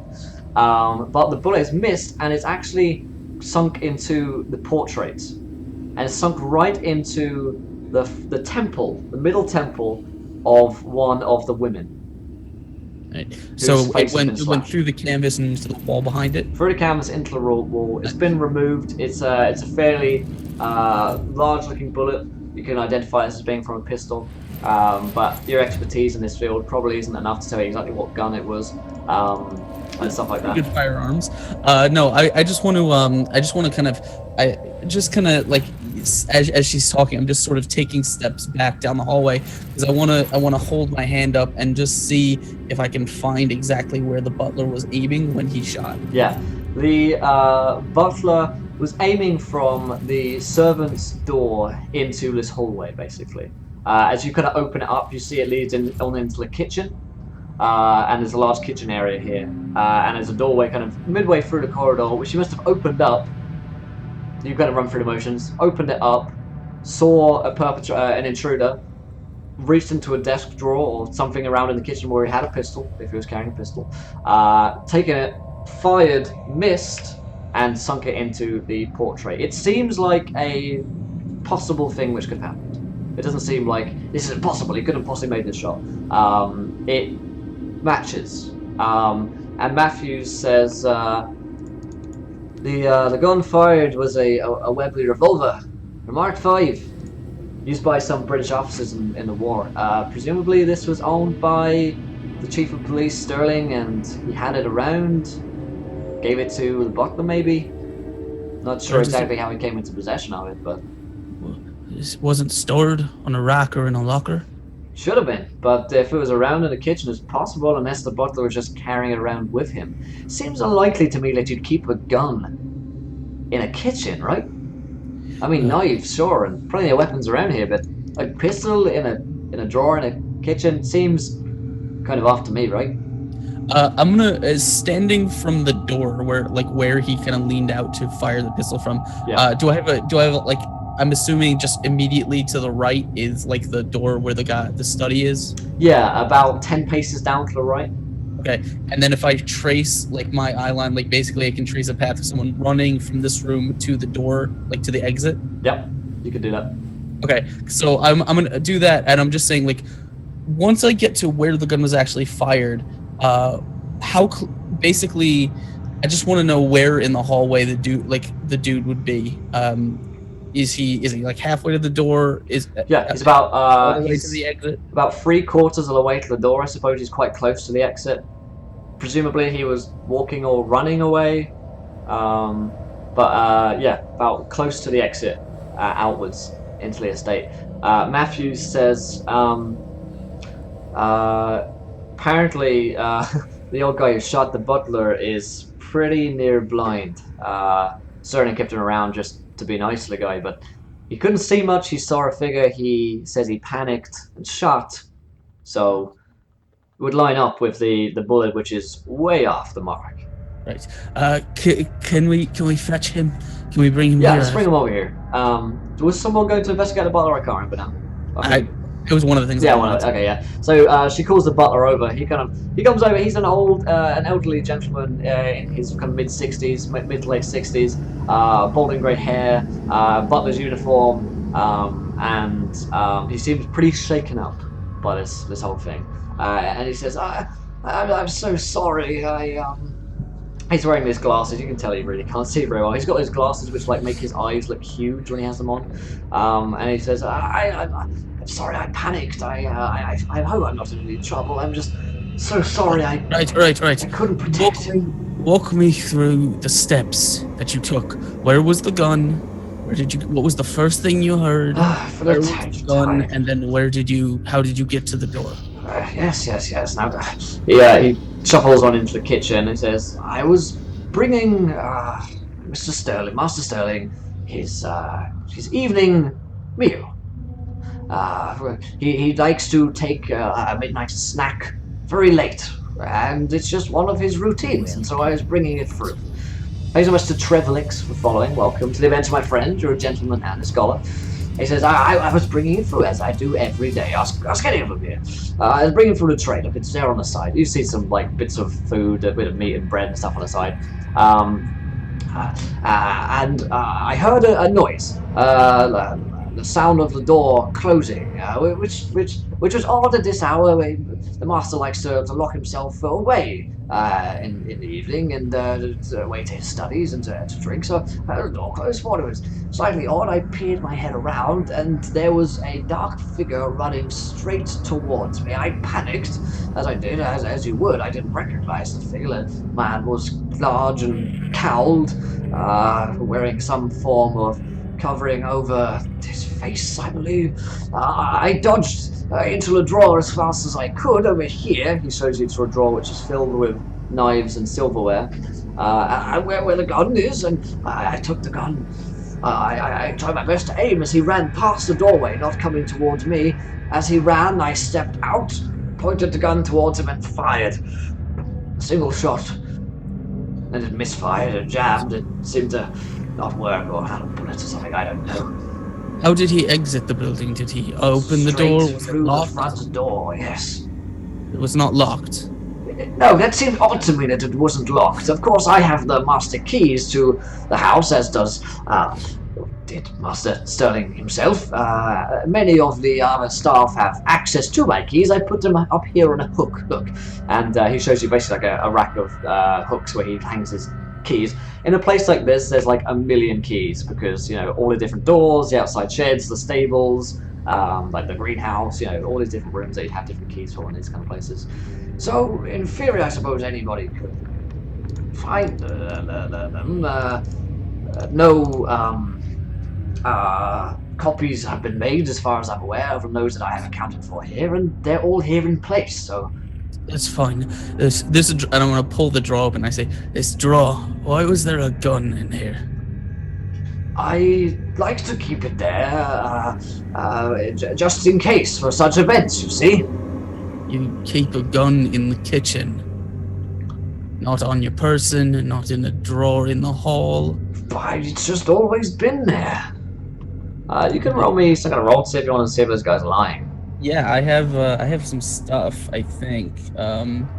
Sure, oh god, I gotta remember to all these different new skills now. So... You let me know what you think. What's that, sorry? You let me know what skill you think. Just a reader guy.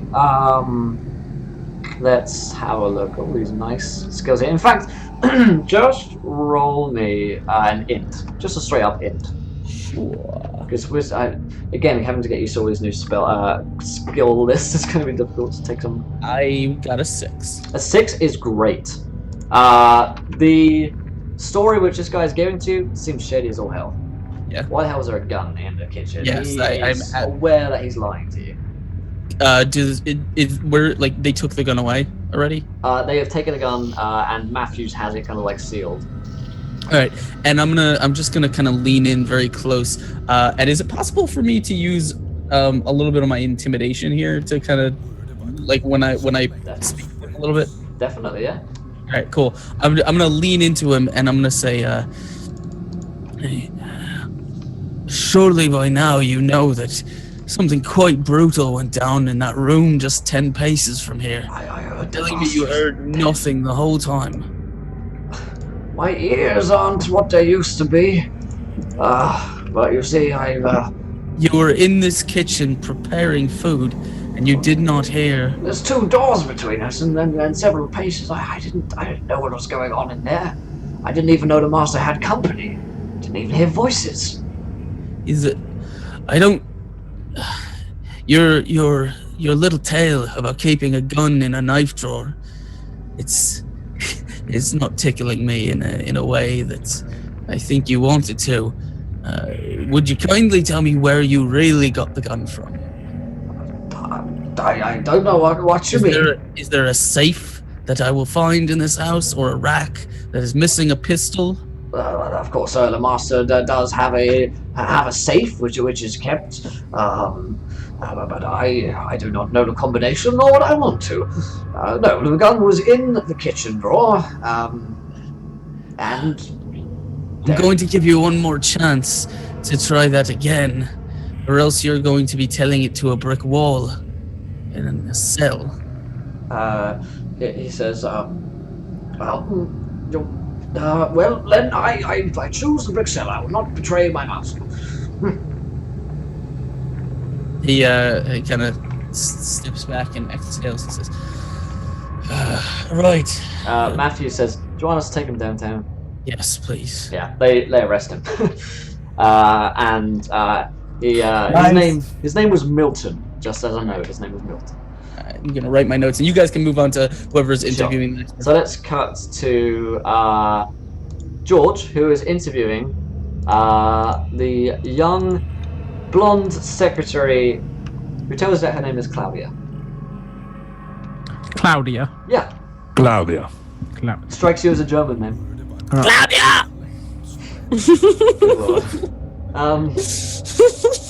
But yeah, she is young, pretty blonde, and she is in absolute floods of tears. The other servants around the house have seemed upset and shocked. She is crying, bawling her eyes out over what happened. And, she's like got this tissue, which is sniffing at as you kind of probably take her to one side to speak with her alone. Because there's also the maid there. And she says, I don't know anything. Oh, it's terrible. Well, did you see anything, sweetheart? No, he didn't have any appointments for today, and he was just, I was asleep in my quarters. What woke you up? It's late.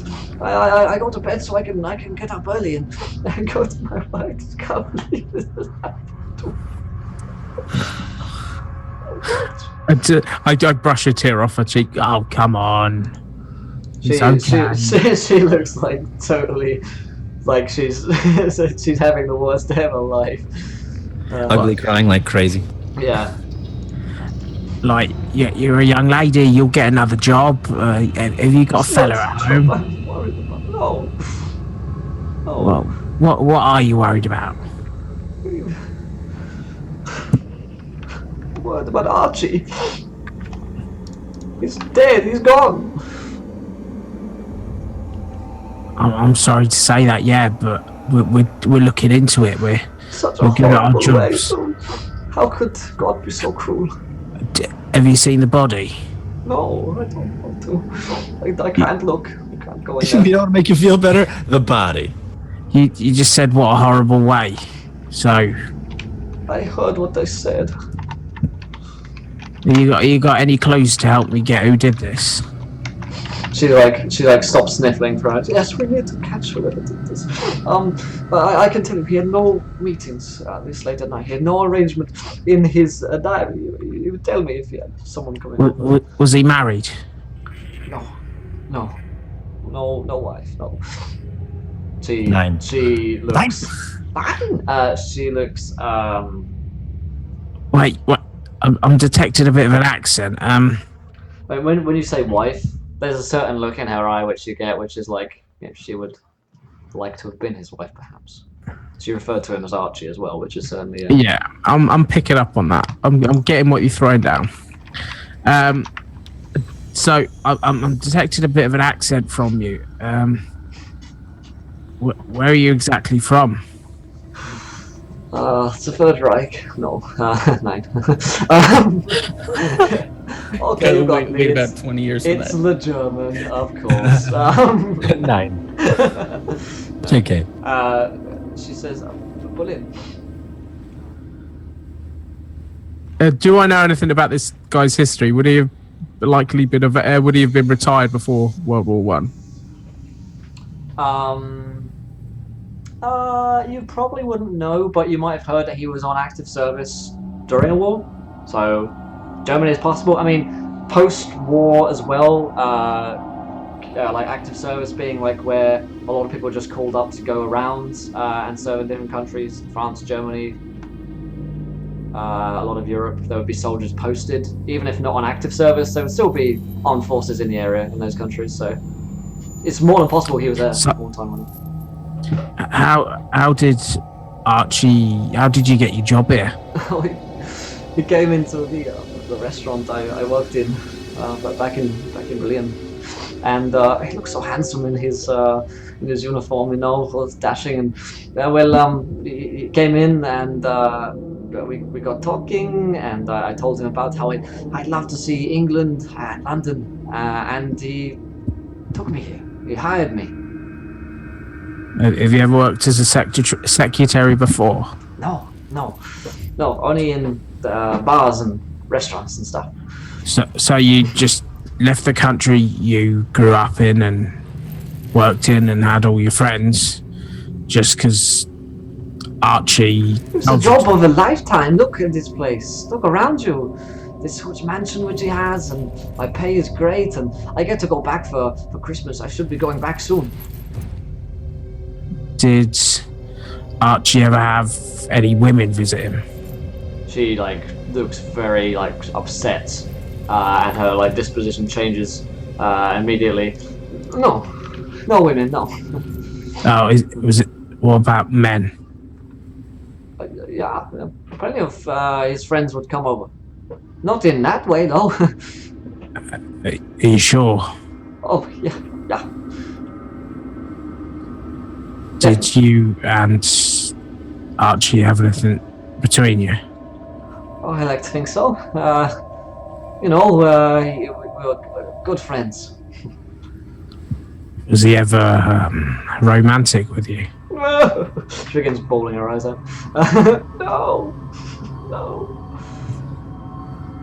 You got any idea who could have done this? So somebody, I don't know, a gang or somebody who didn't like his position, or I don't know. Someone broke in here. Someone knew him. Someone knew him here. We didn't have many friends or any family, so I don't know who it could be. What about anyone else that works here? Anyone else you'd suspect to be angry at him or have any motive? Well, I heard that, don't tell anyone, but there was a robbery from here a few years ago where Archie's mother's jewelry, her pearls were stolen, and no one knew who did it, but everyone thinks that Virgil did it, the stable hand. What? Why is he still here if they reckon it was him? They couldn't prove anything. They never found it, or no one could. Well, was a witness. Everyone thought it was him. It seems kind of weird, So that's the only thing I know. The others, no one here could do that to me. Nobody here who worked here could do it. Everybody loved Archie. Everybody. Ask anyone. I will. I just got one more question. Can I borrow that tissue a minute? Yeah. I kind of stretch it out and put it against the wall. I take a pencil out of my pocket and I sketch the circle with the. Is it a circle with a triangle? Yeah. Does this mean anything? Triangle with a circle in it. Yeah, triangle, circle inside. No. You never seen it before, ever? Think very hard. No, never. I would remember something like that. That's quite odd looking. Can I test if she's telling the truth? Yeah. Roll me intelligence. Yeah, straight up in. See if we can you can get from her. So you rolled a 56. You're trying to get under a 40. You can't really tell. As far as you're aware, she's too upset to be lying to you. If she is a liar, she's a very good one. But you don't have any reason to suspect that she would have seen this before. So there's not something that you can call her out on and say, ha! There's a reason why you would have seen this. She says, unless there's anything else, I want to go. I think you better stay around just in case we need any more questions answered, okay? Fine. Yeah, okay. Fine. Okay.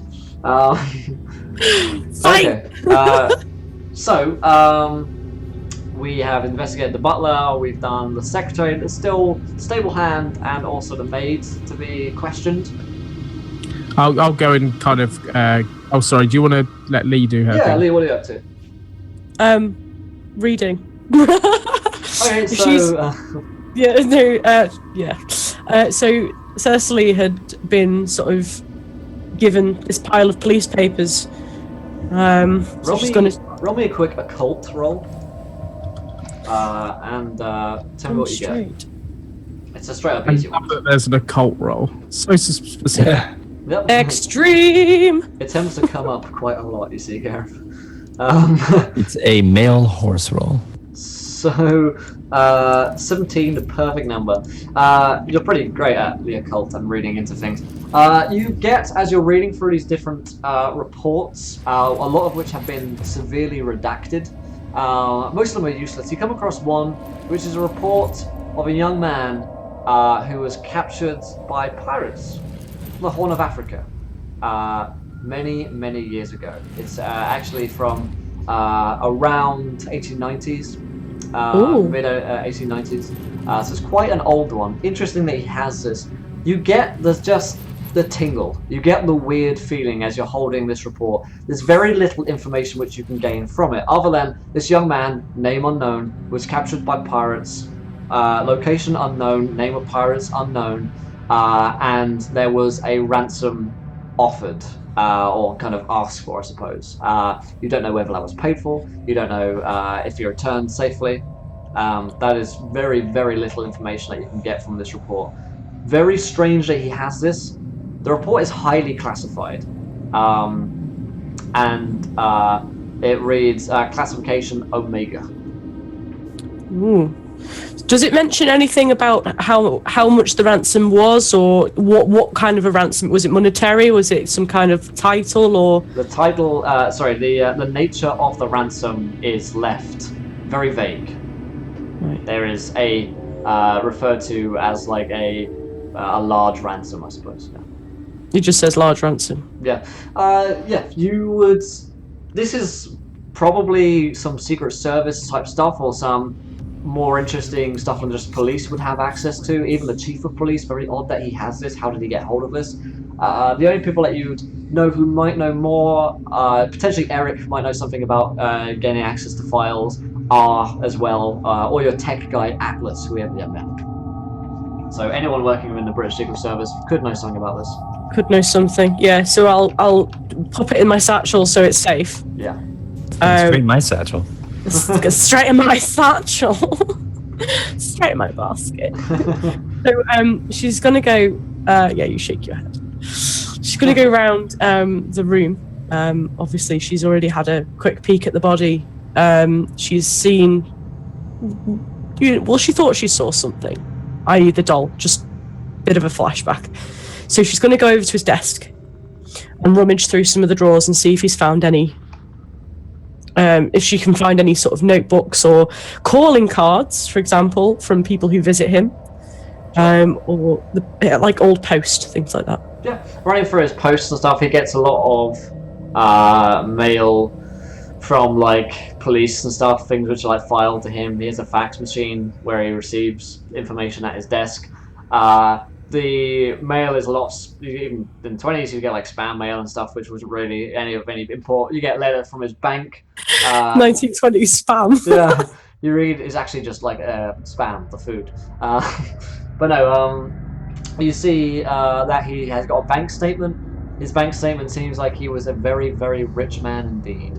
Obviously he owned his estate, but he was in some hundreds of thousands worth of money and bearer bonds as well, which he probably owned. Along with the estate itself, which seems to be running very well. His only expenses really seem to be the staff, which he has on hand, along with costs like running the car. He drinks a lot. You see the bank statement from a bar, which is known as the Drunk Captain Bar, which apparently he'd frequent. Other than that, little else from him. Right. Okay. You see the others in the hallway kind of moving on to their next targets of an investigation, I suppose. Eric says, "Do you find anything in here of note? What do those reports say?" It's very strange that he should have these. They're not striking me as particularly relevant to anything that he works in. They mention things about a pirate, about someone being captured by pirates in 1890. That's 30 years ago. Very cold case. Do you mind if I look? No. She very begrudgingly hands him the file. Yeah, he gives you a look. This is Omega level. How on earth did Archibald Sterling get a hold of these? He should... Perhaps we should pass them to Atlas. And the gents back at... He goes and closes the door shut, which appears open. This very file is from within our building. So how has he managed to get that? That's quite fascinating. You've got a mole or a spy. What are you doing here? You've been listening the whole time. You're not in the room. You've been listening the whole time. Exit scene left. You can be listening in creepily if you want. Oh, that's funny. I shouted through the window. What are you doing here? Get out of here. Oh, sorry. Here I am. You'll say you're in the scene. You've been here the whole time. Very well. Come in. The rest of you get in here too. Callum, Silas, in here. They all come out of cupboards and behind the curtains. We're all hiding in the closets and stuff. I come out from behind the curtain. I come out from the top drawer of the dresser. Shake your phone. He shuts the door and says, "This file, which the chief of police had, is Omega level. It was from within our very vaults at the Secret Service. However he gained a hold of this is beyond my comprehension. Seems like he had a few strings to pull in life." Well, you better find out how this shit's getting out. I'll speak to I'll speak to Atlas about it. Immediately. I'll get him on the telephone. How the rest of your investigation's going? Have we learned anything? Before we dive into that, I just have one question I want to ask. If we could have cleared up before we all got together. The person in the painting who the bullet went through. Mm-hmm. Could I have found out who that was? Sure. The name of the person that got hit. That's the only bit of information. Sure. You will have learned that is Margaret Sterling, the mother of Archibald.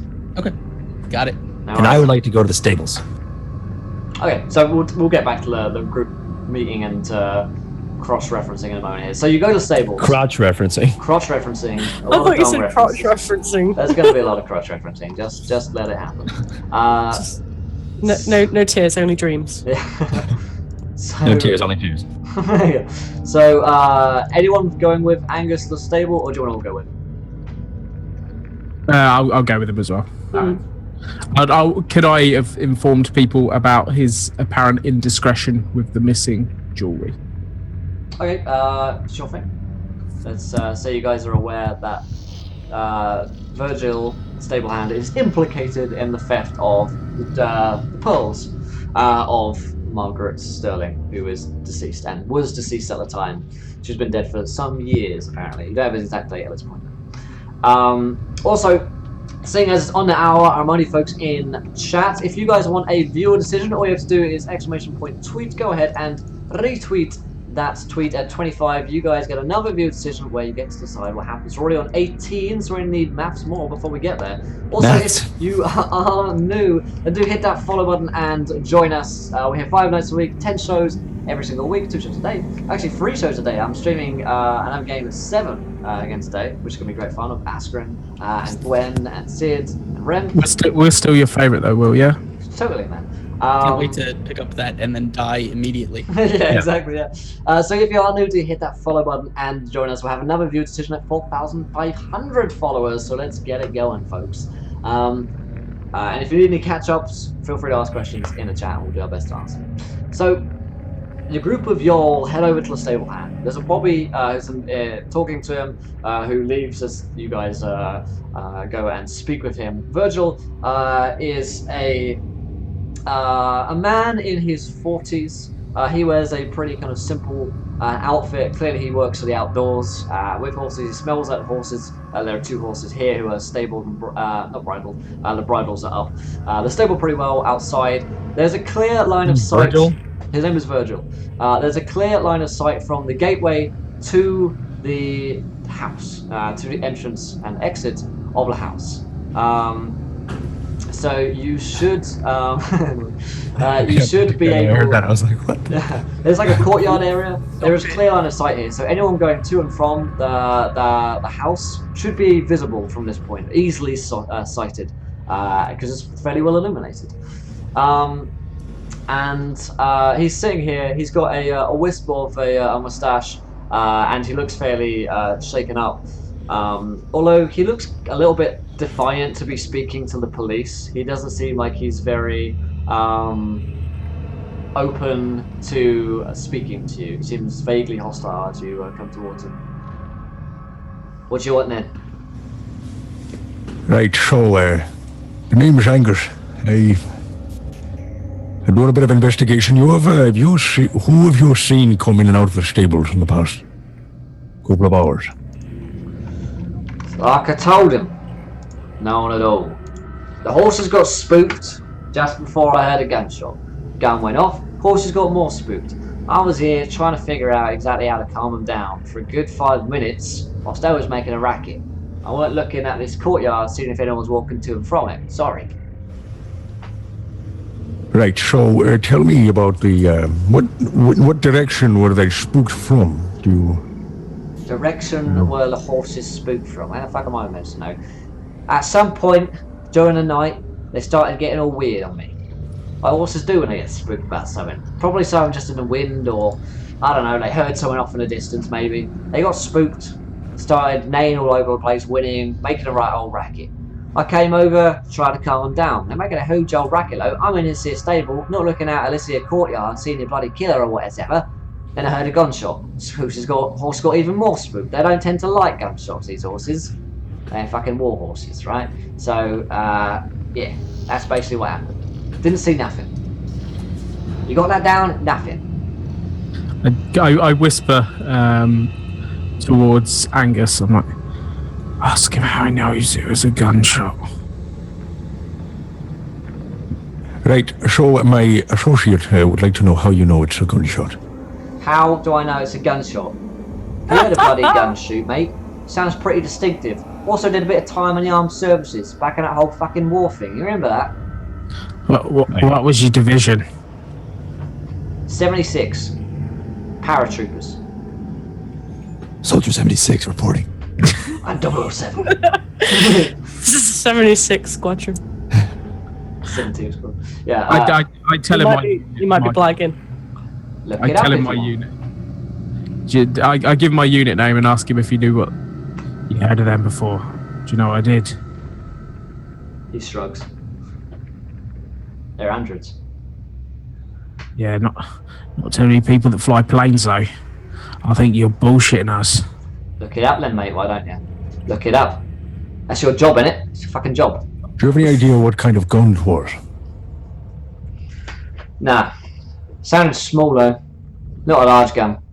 Only a single shot, so maybe a rifle, probably a pistol. There's more pistols around this house. And in common ownership, so most likely a pistol. You will. Where are the pistols in the house? Pistols in the house, no fucking clue, mate, but I've seen a few on a rack. I saw an Enfield on a rack before. I don't usually get to go in the house, you see. Every time I pick a dude to interrogate, it's always the douchebag. Yeah. The other one too, I was like, I don't know what that one. Should have spoken to the pretty blonde. No, come on. I know, You I should love have it. gone to the secretary. I know, every damn time. I Don't was like, hey, I just got a question about a couple things, and you're just like, oh, fuck off. So, Right. he says, I saw an Enfield up on the rack when I went in there once, but other than that, I'm on the fucking corners, mate. They don't let me in the house. Because you're a tea leaf. Because you smell like shit. Fuck you. Fuck him. Real quick, how Nailed far is the stable from the front door that the guy would have run out from? 60 yards. Okay, because while they're having this conversation, I just want to, like, you see Solace just sort of like bust out, like barrel through the door, like he's trying to like shove through it as fast as he can. Yeah. His position, and he kind of like he kind of looks around basically because I want to see exactly where the can I see where they're talking at the stables from the doorway? 100%. Well within vision. They look at you, they can clearly see you illuminated from the lights and the doorway. I will kind of I'll kind of quickly make my way over. I say, I've been trying to get through that door fast as I can. Butler said man came barreling through it, meaning it's a heavy door. Anyone out here would have heard the noise. You asked this man about it yet?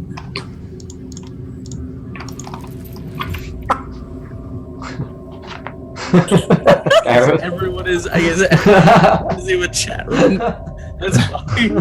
Wait. Oh man. I'm serious too. It's fine. Beef. Nailed it.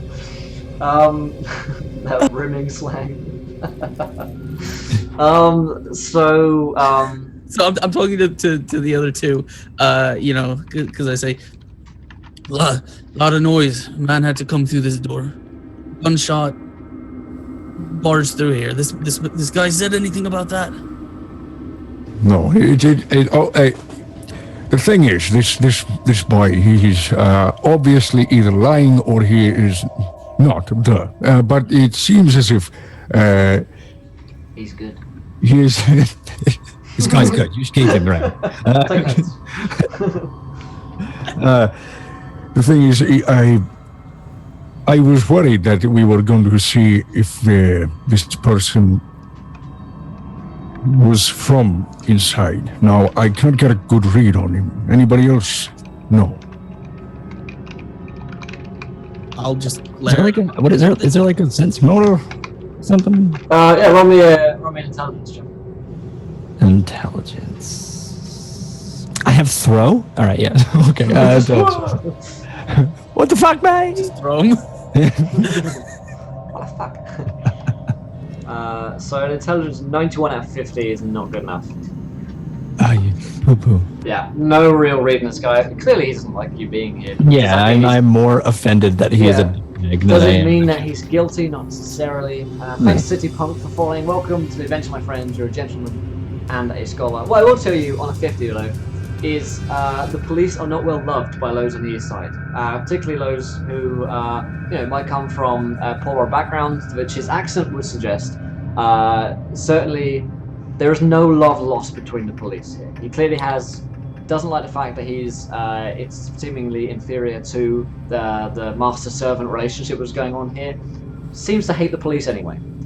Can I pull him to one side a minute? Sure.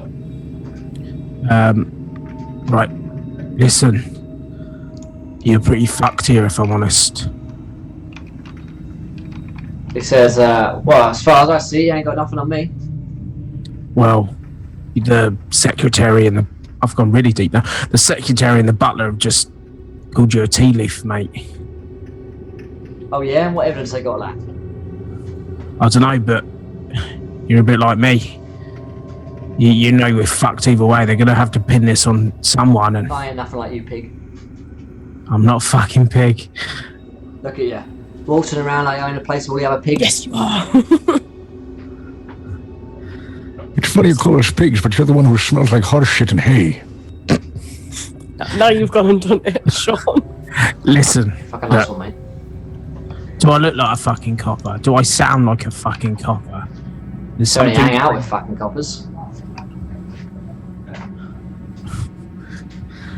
Do I have to do this the old fucking fashioned way? You want me to take you to a dark alley and beat me up, mate? Listen, I take more beatings than your mum has ever given you. You try and beat something out of me. You fucking try, mate. Love it. I don't think cling film was invented around now, was it? So you can't really... Yeah, I'll kind of leave the stable and ask one of the coppers for his truncheon and his baton. And I'll walk back in. I will box your ears, boy. Yeah, one of the officers has got like a truncheon. He says, "All right, then, what do you want to listen to?" Can I borrow your gun for a second? While he's going off and getting the truncheon, I'm just gonna walk up to the guy again, completely bedraggled, like in horrible looking, old ratty clothing and matted hair. He says, "Look, friend, no one here is fingering you as a killer, but." And he kind of leans in. He says, "You speak French, Pater Flash?" Do I speak French? If he doesn't know, he doesn't know. Okay. Pardon my French, but fuck off.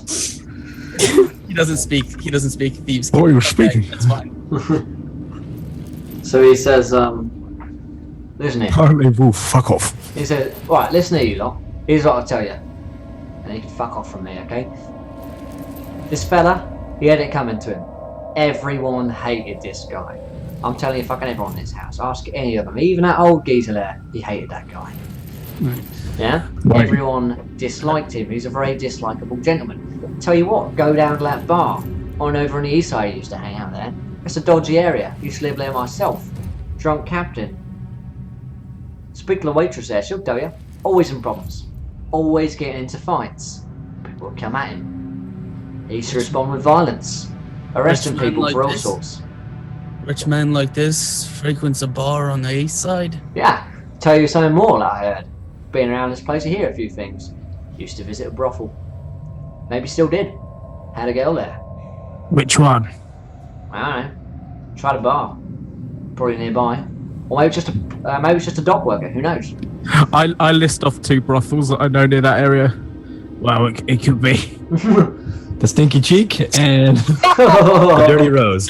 It says, the Rose. Yeah, Crimson Rose. Crimson Rose is the one. Right. Only thing I need to know from you. Before the gunshot. I've already told you too much. What is it? Make it quick. It's fine. Before the gunshot, who went in the house? As far as I know, all the staff are in there. I didn't say no one come in, no one enter or leave. I'd heard the gate. They came in, probably had to jump that gate there. That don't look fucking easy, does it? Why would his secretary protect him? Why would that crowd lie for him? She's in fucking love with him, isn't she? You said that everyone hated him. Yeah, she was the only one blind enough to think he was alright. Did he have anyone back here, like, at this time of night? Nah, no one usually came around this late. Too late for visitors.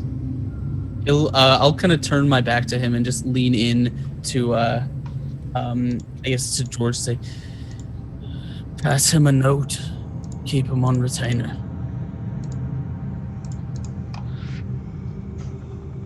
I roll up a pound note and I palm it to him in the ways of old. I don't know, fucking snitch, right? This is a one-time thing. Well, I know you might you might struggle to talk in front of these lot. Just, we'll look after you. Thank you for your information. I'm glad it didn't have to, and I just tap him on the side of the head with the baton. I'm glad I didn't have to use it. Alright then kindly fuck off. Thank you. Shall we convene? Shall we convene and compare notes? Some details to put. Yeah, send to watch the stink off me. We'll say you converge with Eric at this point in the courtyard where there's a lot of police activity. So, what do we have? Fuck all, really. Well, we have that the assailant is someone close by. It seems as if it is someone from within the house. They didn't come in the front door either. Yes, the lock was not busted at all, and it seems as if there is no damage upon the lock. Therefore, the assailant was a companion. Okay. Also, I don't think the butler fired the gun.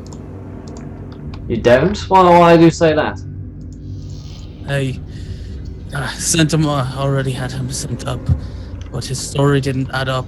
Gun in the kitchen didn't make much sense. Also, placement of the bullet far too specific for my taste. Yes, that is odd. We can question him back in the station.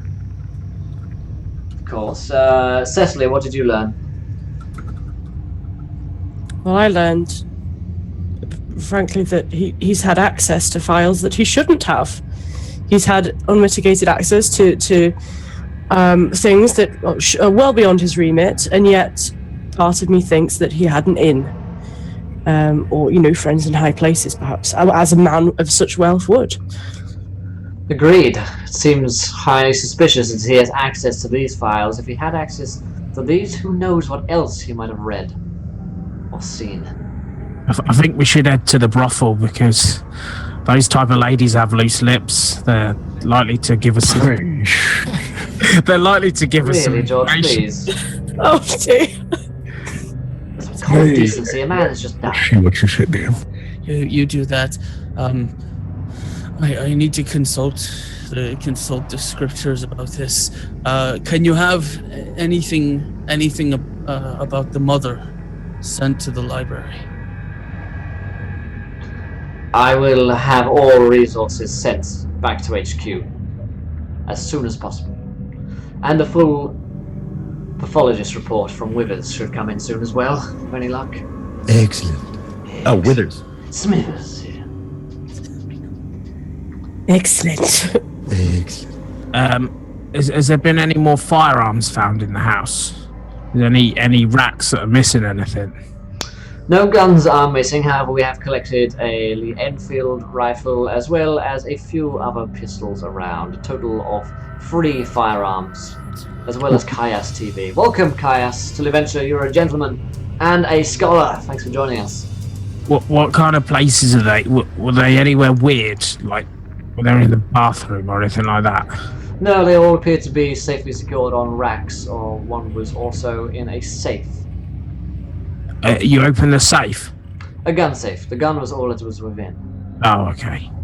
What about the butler's pistol? The butler's pistol is under examination by Matthews. She'll have more for you soon. No sign that it's missing from a rack or storage anywhere.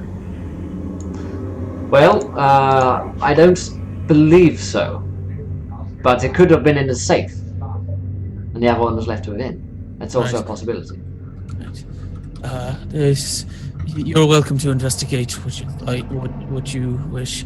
I want to learn all I can about this victim's mother. Her name pops up far too much. Yes. As well did the name of Galrosh. Welcome to the adventure, my friend. You're a gentleman and a scholar. Oh, you are implicated in the murder of a man. So he said, yes. Do we have any ideas as to the slashed faces of the women in the portraits, or the woman? Any theories? I got a theory, but Tell me. if like everyone tells me this isn't a woman, but if it's a woman, they might well be jealous, and maybe there's some kind of spite behind this, and she couldn't dare to look at the other women in this place.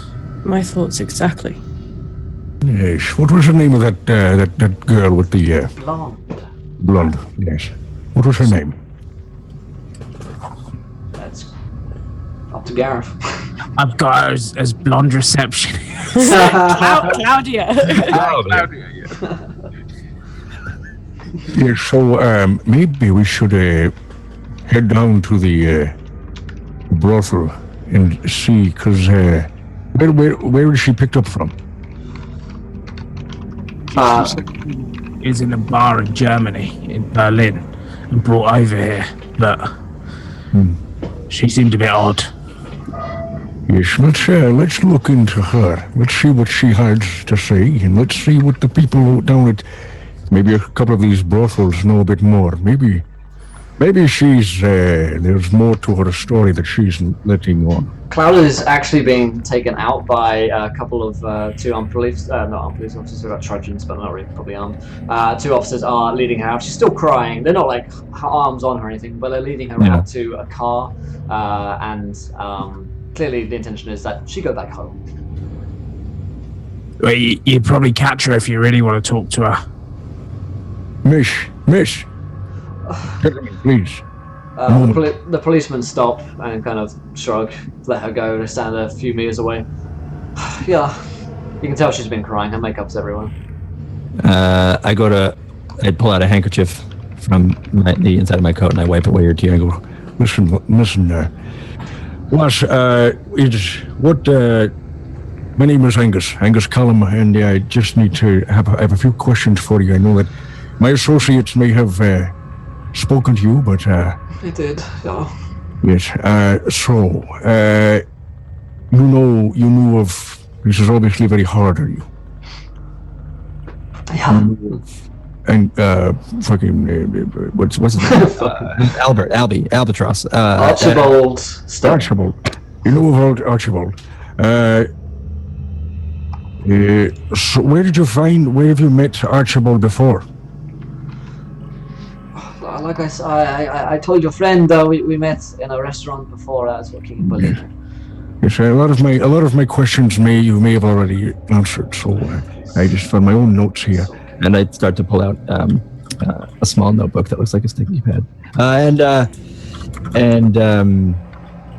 So you met in a what was it? Did you say restaurant? What did you say? Yeah, she was working as a waitress in a German bar when he met her. I don't.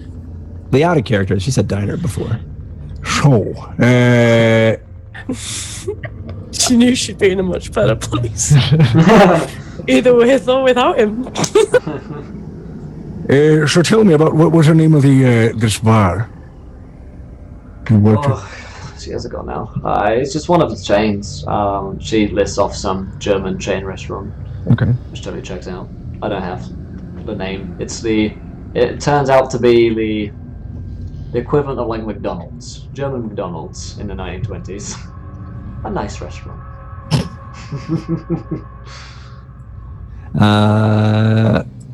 Okay. But listen, if you're interested in him, he's got a lot of friends down in the bars. You know, he'd go drinking almost weekends. He'd go down at that bar on the east side, kind of rough, but you know, he'd hang out there with five-star rank. Welcome to the adventure, my friend. You're a gentleman and a scholar. What was the question?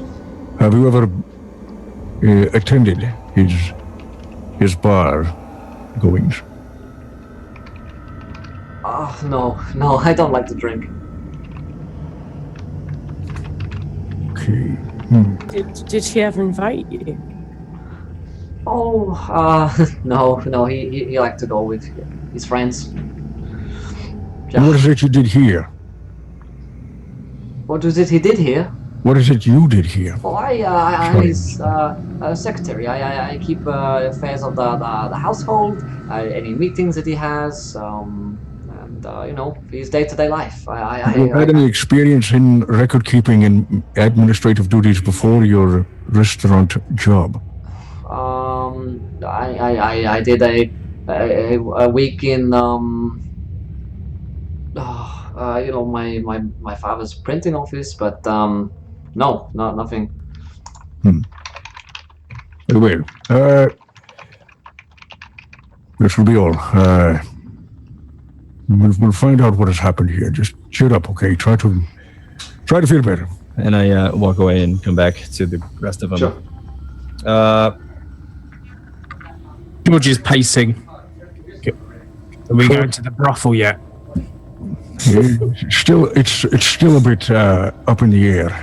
I'm having a hard time Stop it. figuring out why she would be picked up as a secretary from a waitressing job at a bar. I think we should go to the bars and question the patrons there about Sterling. Just one question before we leave. Yeah. Have the faces been completely cut off the pictures? You can make out traces. Are they familiar in any way? Do they look like each other? Are they a particular person, or are they just generic? Portraits which have been slashed out. Several of the faces have been removed and presumably taken because they're not here anymore. Some are still more partially there, and so you can kind of fit pieces together. We'll say that Eric has been spending the time trying to piece one together, and it's a woman, slightly older, with like this beehive hairdo. So they're all the same woman? All the same. Everyone's gone. Okay, I will ask the detective for someone to sketch me this woman on a piece of paper or something like that, just so I've got. Try like one of the French girls. Sketches out this older woman with this beehive hairdo, and she looks fairly taciturn. Yep, there's a little sketch which someone does for you. Okay, I take it to my pocket. Well, I would normally say I'd take a picture, but no. Should we head? No, I've gone. No. Should we head to that bar now? You guys want to go to the bar? Yes. I Alright. could do with the drink. Eric says, you drive. I've got some things to clear up here and I'll get the reports all sent to the office. Best of luck, I'll see you sometime in the morning. It could be a late one. Oh, and a conference is held tomorrow at midday. You've got the night and the morning to figure out some clues. We need to have something to tell the press. Where is it being held? Sorry, midday. Where? Midday, Scotland Yard. Come there. Okay. Yeah. Did we forget to question the maid? Yeah. You haven't questioned the maid yet. We didn't question the maid. We're going to the bar. No, it's too late. We're going to the bar. I'm thirsty. All right. So, We can go back if you want. do you guys want to go back to speak to the maid first, or are you going to the bar? I'll question the maid. I'm guessing that someone says, you've forgotten about this young lady. I've got Irish. There we go. That's my face. You've forgotten about this young lady, have you? This sweetheart. It's okay, I've gone Davos a couple times. The maid is wearing her maid's outfit. Pretty simple, not at all sexy. And she is fairly young, however. And she speaks as if she's from the east side as well. And she's pretty, but she wears too much makeup. In your opinion? How dare she? Classic mistake. Yeah. Gold makes it all the time. I make it all the time. We've all been there, guys. Yep. Hello there, love. Can I ask your name? Yeah. Sorry, I'm all over the place. Nelly. What is it you do here? I'm a maid. I cook, clean, food, that sort of thing. Well, I did. I have a job now, it looks like. Well, probably. Did you hear or see anything of what happened in there? And I nod back to the... She shakes her head. No. One sec. Hey. Thank you. Food has arrived. Huzzah! It's like breakfast casserole, it's good. Breakfast. I just took it out of the oven to the hot, so don't burn Okay, yourself. I won't. Thanks. Sid is so cute. So cute. Food's arrived. Great. She says, I didn't hear nothing out of the ordinary. No ways. I was sleeping in my quarters over in the servants' area. It was. I heard some footsteps going past my door. Figured it was probably just old Milton going by. But my door's on the other side of the mansion, so more likely him than anyone else. Did you hear any bangs or... I heard a gunshot. Or some loud bang. I assume it's a gunshot from the bullet and the gun, so... How many did you hear? Just the one, I think. Just the one. Yeah. What about Archie? Was he nice to you? He's a fucking bastard. Did a good thing though, took me off the streets for my previous career, if you know what I mean. Gave me a job here, so I got that to thank him for, but... Where did you meet him? In a bar, over on the east side. Did he know what you did before? Sure. I'm pretty straight up when it comes to that stuff. I mean, the bar's on the docks and, a lot of us girls go there most nights to pick up trade. Aside from our usual work in a club or, establishment. So, docks is usually extra work. Met him down there. What was the name of the bar that you saw him in? Could have been any of them. There's dozens down there. Years ago. Alright. So, you say he was awful to you. What did he do? He's a real piece of work, that one. Real mean. And she draws up her sleeve, and you see there's like a bunch of like bruises on her arm, and it would suggest that they probably run up further in her arm from what you can see. Well, Cecily fumes. it seems like he got what he's coming to him, so Yeah. I know it's not much condolence, but at least that should stop. Yeah. Well, it's kind of worth it for the pay, you know. Ain't much different from what you get out there on the streets as a girl. Still don't deserve it though. I'm sorry for what it's worth. Shit happens. Can't So complain. you got any idea who might have been involved with this? Honestly, I'd have killed him if I had a chance. Most folks around here would. Well, this don't look like any kind of normal killing. Oh, I haven't seen what's in there. I only got a glimpse. It looked pretty bad. But I figure maybe one of his cases or something. Something went too far. A gang or I don't know. Did he used to bring like other working girls back here? No. I figure he didn't like to keep his business in his house. If he did go down there, we've got a few friends down working at a dock still. Then he'd have kept it there, or in one of the establishments. Would have been silly enough to bring him back to this side of town. Folks would see. Folks would talk. What do you make of the other people, the butler and the stable hand and the receptionist, the secretary? Well, I think of them all.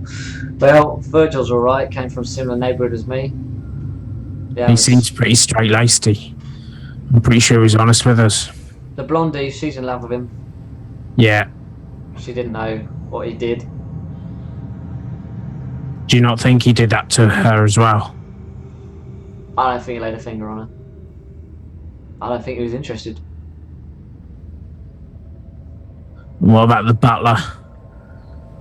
He's got something to hide, for certain. Claims he's real loyal to the master, but I always felt like he had something over him. When you cleaned up around this place, did you find like guns and Yeah, weird stuff in weird places? they kept guns around. Nothing that weird though. In the kitchen though? Nah, never no guns in the kitchen. That'd be silly. Well, Butler said there was a gun in the drawer. Don't see why it would be there. Alright. Anyone got anything else they want to ask? No. I give her a couple of quid from the rolled up money that had been given to Angus. Yeah. Say, just keep yourself That's off the funny. streets for a little bit. Sorry, to be speaking over the top of each other. What did you say, Angus? No, I was just saying it's my money. No. How dare you? She says, "Hey, listen, I'm out of a job. If you're going to the east side or running around there, can you drop me off somewhere?" Yeah, right. Should have room in the car. If you, Appreciate it. you tell us of anything else you might have missed, anything else that we might need. If I think of anything, I'll let you know. All right? Right. Okay. Cool. And heading to the bar or just dropping her off somewhere? What's the plan here? I imagine we head to the bar and drop her off somewhere kind of on the way. Alright, she says, "Hey, thanks again. And listen, if you're ever around these parts, need someone to talk to, come to Crimson Rose. If any luck, I'll be working there." Don't rush there too fast. I think we might be headed that way sooner or later. Alright. If it do us a favour though, yeah? Yeah? You've not seen us, okay? You don't know who we are. If anyone asks. Get away from me, filthy bastard. Ain't got money? Don't want to listen. She got heads off. Perfect. So you find yourselves in the east side of town, and there is a bar. It seems to be bumping and grinding at this point. And there's plenty of music coming from it. It's called the Drunk Captain Bar. You can hear the sounds of the the club even from here, and it seems to be pretty busy at this time, despite the hour. All that lewd 1920s dancing. Yeah. Roaring This 20s, is- yeah. People are showing ankles. Showing Yeah, ankles, I was aren't going to ya? say, yeah. Wow. Damn me, I know, it's the worst. So, are you guys going inside?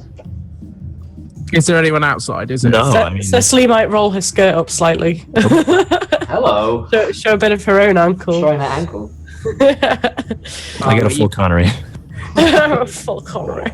There are people hanging outside, yeah. Right. Just keep your badges out of sight, alright? They don't tend to like us round here. And I tuck the billy club, which I still have kind of in my waistband. Sure. So you guys enter into the drunk captain. No one stops you. People give you looks, but other than that, you're entering into the club, and people are serving a lot of alcohol around here. There are people drinking and talking. There are a lot of people dancing. People are dancing away the night. You know, it's a very fun, happy environment, and people seem to be celebrating. You know, there's been a lot of shit in the past few years. People are hanging loose at this point. They're cutting loose. And so, do you take a table, or are you going straight up to the bar, or what's the plan here? Is it absolutely ram-packed? Pretty busy. There's a table. Cecily's going to push her way through to the bar. She's a woman in need at this point. Okay, one of the serving girls says, "What can I get you, love?" A whiskey on the rocks, please. Shame. Stay with the right. Shame. Shame. Pours them out. Shame. Puts 2 whiskey on the rocks there for you. She slides over somebody. Thank you. And Cecily kind of just takes a massive gulp and then nurses the rest of it, giving a little bit of a shiver. She feels so much better. Just going to turn around and then go back towards the others. I kind of grab your arm a little bit more roughly than you've expected, and sit you down at the bar and said, "Is he here yet?" Obviously, hopefully loud enough for the barwoman to hear. Who are you looking for, love? She's meeting a man. Oh yeah. Who's your fella? It's not a fellow. It's more of an arrangement, if you know what I mean. Not quite sure I do. For an establishment like this. Listen, I'm a good tipper. You just need to help me out, okay? With my money, you ask. Hello, Grandad. Looks towards Angus. They get anything? I've told you before, mate. You've not got enough money for her. Fuck off.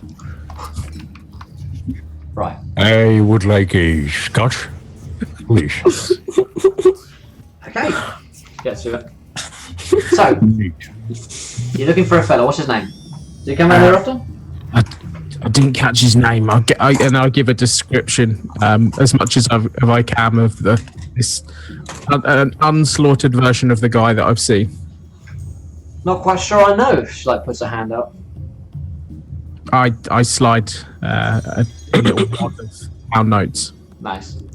And she raised my eyebrow. Well, yeah. If you're looking for him, then should be around in a little bit. Usually does frequent this haunt, our chief of police, although he does not go by that name whilst he's around here, of course. What's his name? What should I call him? I don't want to fuck things up. I'm pretty new at this. I don't know. As am I.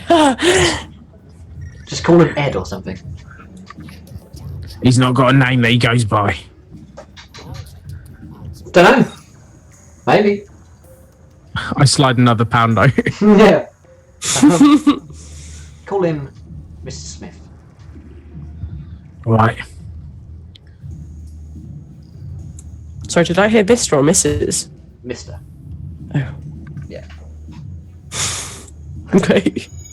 Call me Mrs. Smith. I thought it was going to be one of those establishments. I'm looking for a woman. You're in the wrong place then, love. I'll go 2 blocks down, the Crimson Rose. Oh, shit, I'm at the wrong place. Oh dear. What, do you know of a woman named Claudia? Claudia. A blonde? Claudia Schiffer. She's a Jerry. No, don't think so. Doesn't ring a bell. You not got any German girls here?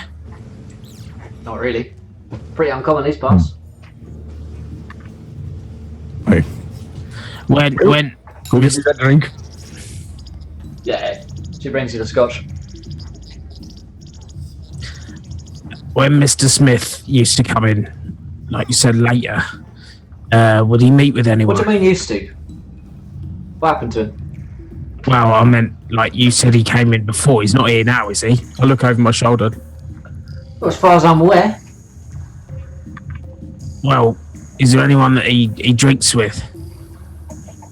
You're awfully interested in this, man, ain't you? He owes me he promised me a great sum of money for this one. Right, okay. So give you a kind of knowing look. She's not buying your story entirely at this point, but then, you know, plenty of people probably are trying to get information in a place like this. She says, listen, I tell you what. You come back here tonight when everyone's gone. And I'll tell you what I know. If you got money. How do I know you're good for it and you're not just going to get some thug to beat me up? Well, you're going to have to run that risk, aren't you, honey?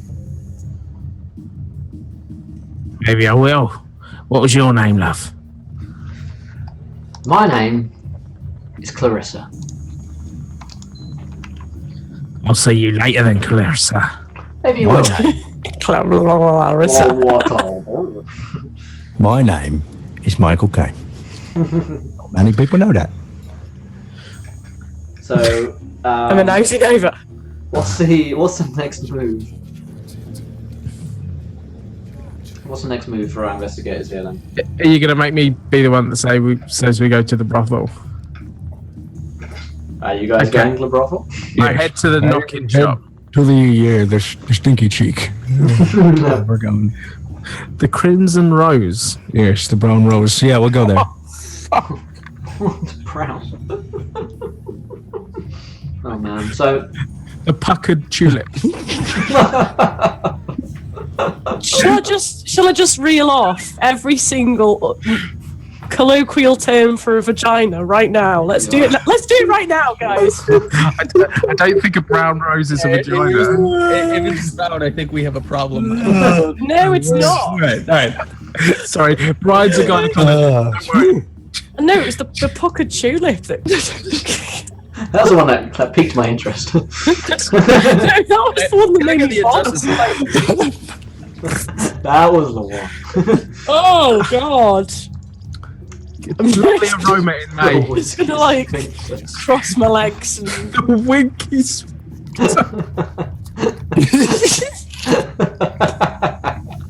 Oh, why do all Cthulhu gangs end up in vagina buns? I don't know. How do you do this? You think so? Oh man, it's the dear. real ancient evil. we nailed it. Okay, so Like I said, guys, this is one of our serious games. yeah, this is pretty one of the. The Call of Cthulhu. So Come on. you guys Sorry, are. Billy, we can't have that word. I'm sorry. Yeah, I'm sorry, Lulu is banned. Oh, I thought you went through two. I was like, No, I was no. like, I was joking along ago. All right, so as you head out of the bar, a public telephone box rings out. Whoa, whoa, whoa. No, really, more like a ring, ring. That was apparently the TARDIS. I haven't been to London, so I'm going to assume that's accurate. No, public telephone boxes are everywhere, especially in the 20s. Yeah. No one has right. telephones. Yeah. I mean, some people do, but they're rich. Who wants to answer it? I I don't even know if I'm there. Yeah, you're right. No, I'll answer it. Fuck it. Okay. Yes, hello. You pick up the phone and you hear the voice of Eric, and he says, "Oh, thank God I found you. About Fucking the operator. We're in the Matrix. Hey, hello, Mr. Smith. No, he says, about time I found you. Listen, we got another one. Not far from where you are. What? Another one. This time a girl. Where? Not 2 streets down from you. Right, we'll be right there. East, west, where? To the east, he like gives you directions. He tells you the name. Yes, we'll be right there.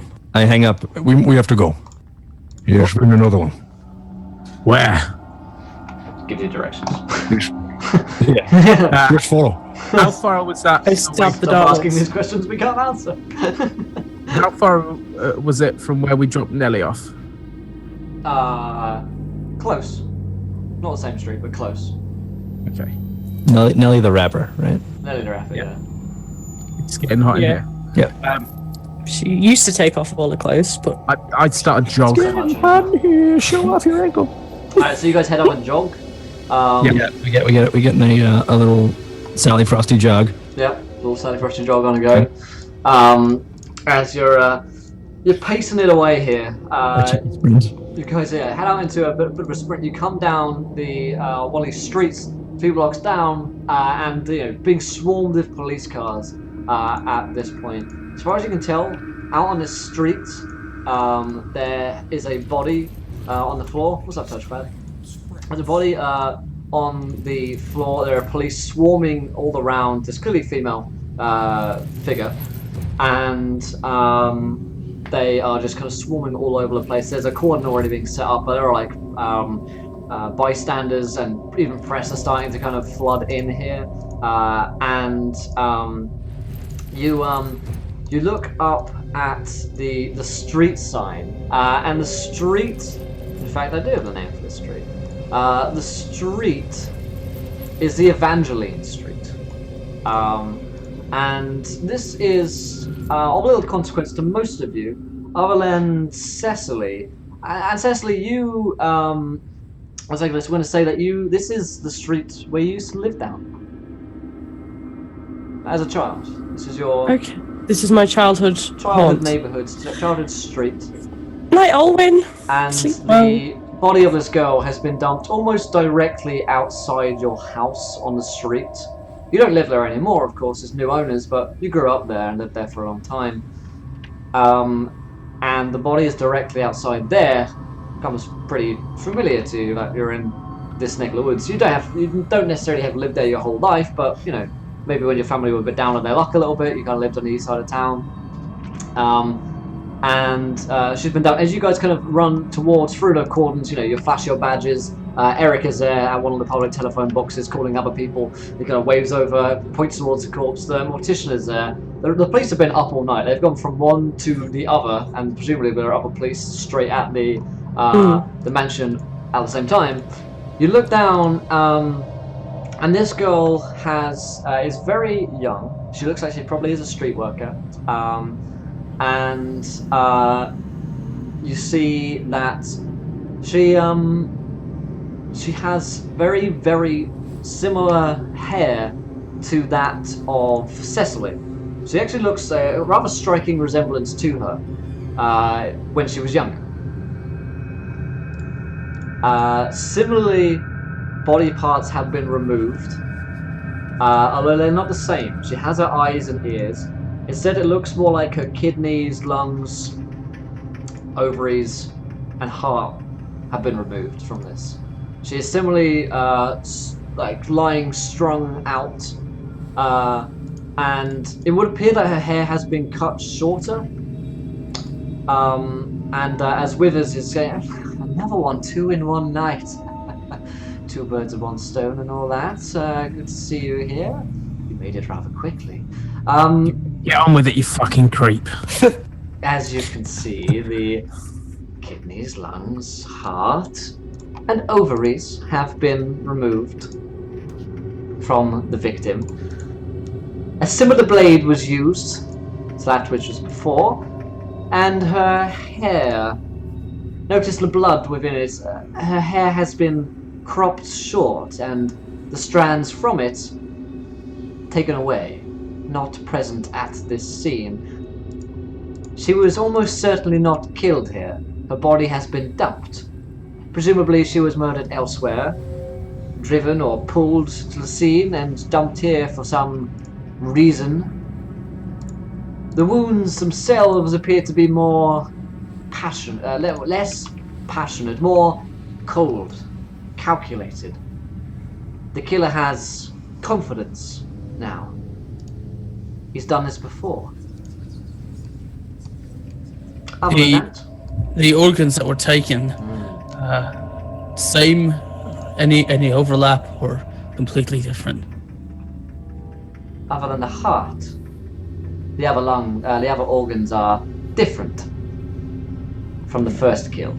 If these two are connected, it would certainly seem like they are. Different organs, hair. Is the body laid out? Like, does it look like it was just dragged and dropped, or is it staged in any way? It's been dragged and dropped. She's not in any particular pose. She looks like she's just been dumped here as if she were a bag, you know. I don't like the location. Why is that? It seems like any other street. Yeah, it's a bit of a shithole around here. That's my old house. She points to the house that the body is outside. I lived there as a child. What does the house look like now? Does it look like someone lives there, or is it boarded up, or? It's kind of boarded up at this point. Like no one actually is within. Can we get a canvas team inside there, scope it out, see if there's any significance to the location? Listen, if I can get another team in here, I'd be rather. Right, impressive. just. You got a fucking crowbar. No, but I'm sure one of the policemen does. Thanks to Real Master 71 for following. Welcome to the adventure, my friend. You're a gentleman and a scholar. He says, listen, there are 2 murders. The chief of police has been killed tonight. This is just some dead prostitute on the streets. It's not going to gather as much attention. I can't get another team down here right now.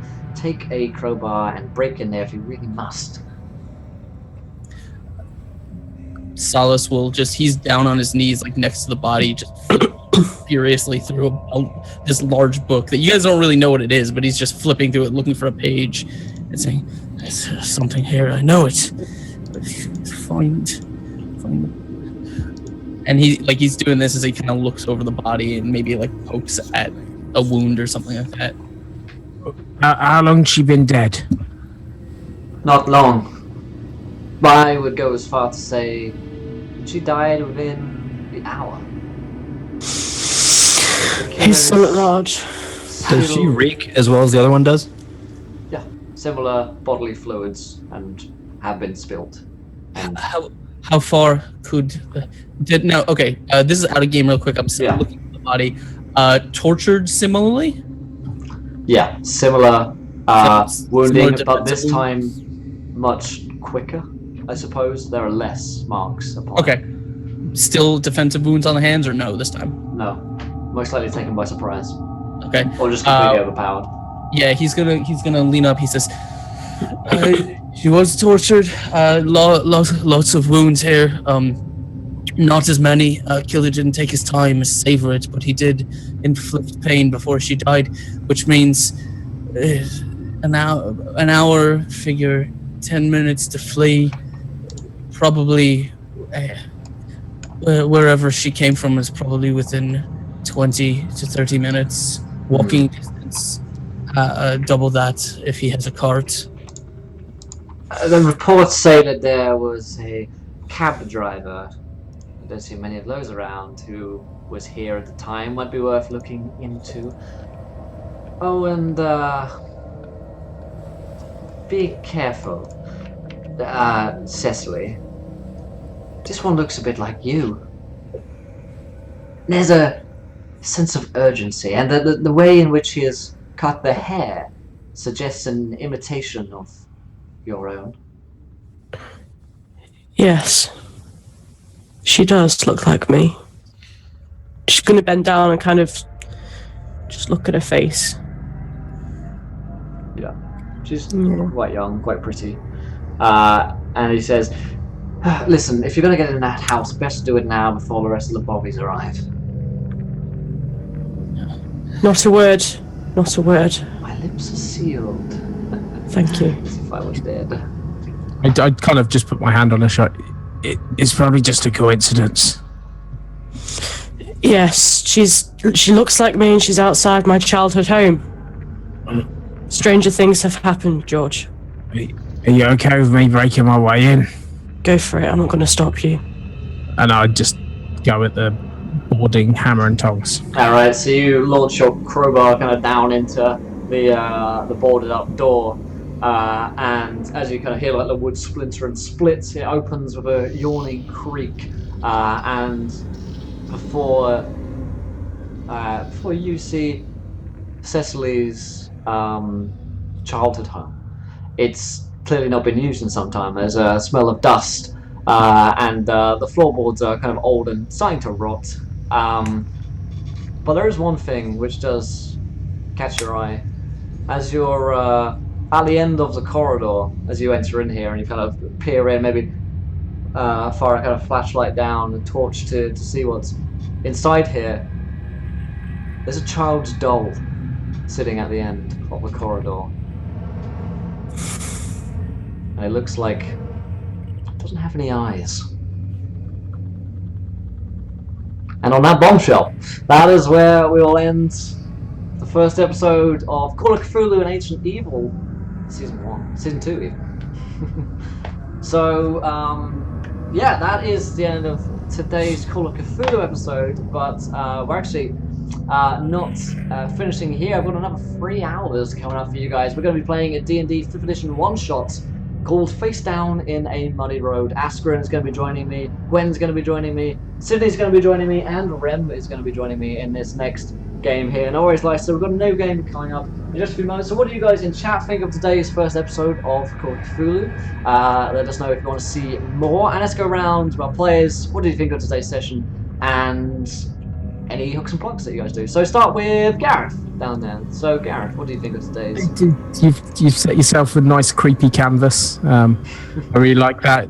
I think we're a little bit jokier than you probably wanted us to be, but I think it always starts like that. You kind of find we get into the darker it gets. Yeah, as soon as it starts getting dark, Lee covers her mouth the whole time, and I just hide in my little room and pretend it's not happening. Yeah, exactly. But no, really, really good. I really enjoyed it. Excellent. Askren. Yeah, no, I had a lot of fun. I love people who know me or people who hang out with me probably don't know that I love horror gaming as much as I do. Like I have such a passion for it, and it's something I still rarely get a chance to do. So just going overboard with the descriptions of blood and stuff like that, it's so in my wheelhouse when it comes to role playing, so I'm totally involved. I really love the whole, I love playing investigator. Like I don't get a chance to do it that much, so I love the idea that we're all just gonna kind of take independent notes and compare what we find out. Yeah, it's great. I look forward to having a lot of fun with this campaign. Awesome. And you do other things on the internet, right? Yeah, as you guys as Gareth was nice enough to throw in chat, my name is Askren. I'm the host and the Dungeon Master for the Exploding Dice Twitch channel, which the link is in chat. You can hang out with us every Sunday where we play some Pathfinder live. That's at 8 p.m. And also I have a really fun show called Fuzzy Dice every Tuesday where I interview all kinds of cool guests from around the community and take live questions. I just hosted Ben Loomis, the creator of Sirenscape, yesterday, and it was a great time. And also tomorrow I'll be DMing here Thursday at 1 p.m. as we continue the Reign of Winter campaign. Hell yeah. All right then, Mythmatic. Hey, wow, tons of fun today. Really liking everybody's characters and the development so far. It's awesome. Love the prep that you guys do. If you guys don't know, every Wednesday from here on out, you're going to be doing that prep? Yeah, fuck yeah. Yeah, there's going to be prep going on here before the actual game at 4 p.m. EDT. So come check it out. Really cool stuff. coming from chat, you guys, and the collaboration with Will is amazing. That being said, what a great story so far. What a great session. A little bit about me. My name is Mythomatic. I'm here on twitch.tv/Mythomatic. So if you want to check out any of my stuff, that's the best place. I also have an introductory to roleplay lessons and YouTube series on the YouTubes. So check out Roleplay Mastery. And currently I am role-playing in my own server called MythRP. It's a ARC survival evolved primitive high fantasy server. Check out the website mythrp.wordpress.com for any questions you may have there. But thank you guys. It was tons of fun as always. All right then, perfect. And finally, Lee. Yeah, unpaused. Yeah, not muted. Hello, I'm Ginger Sapper in chat. It's exactly the same on Twitter even. You can usually find me here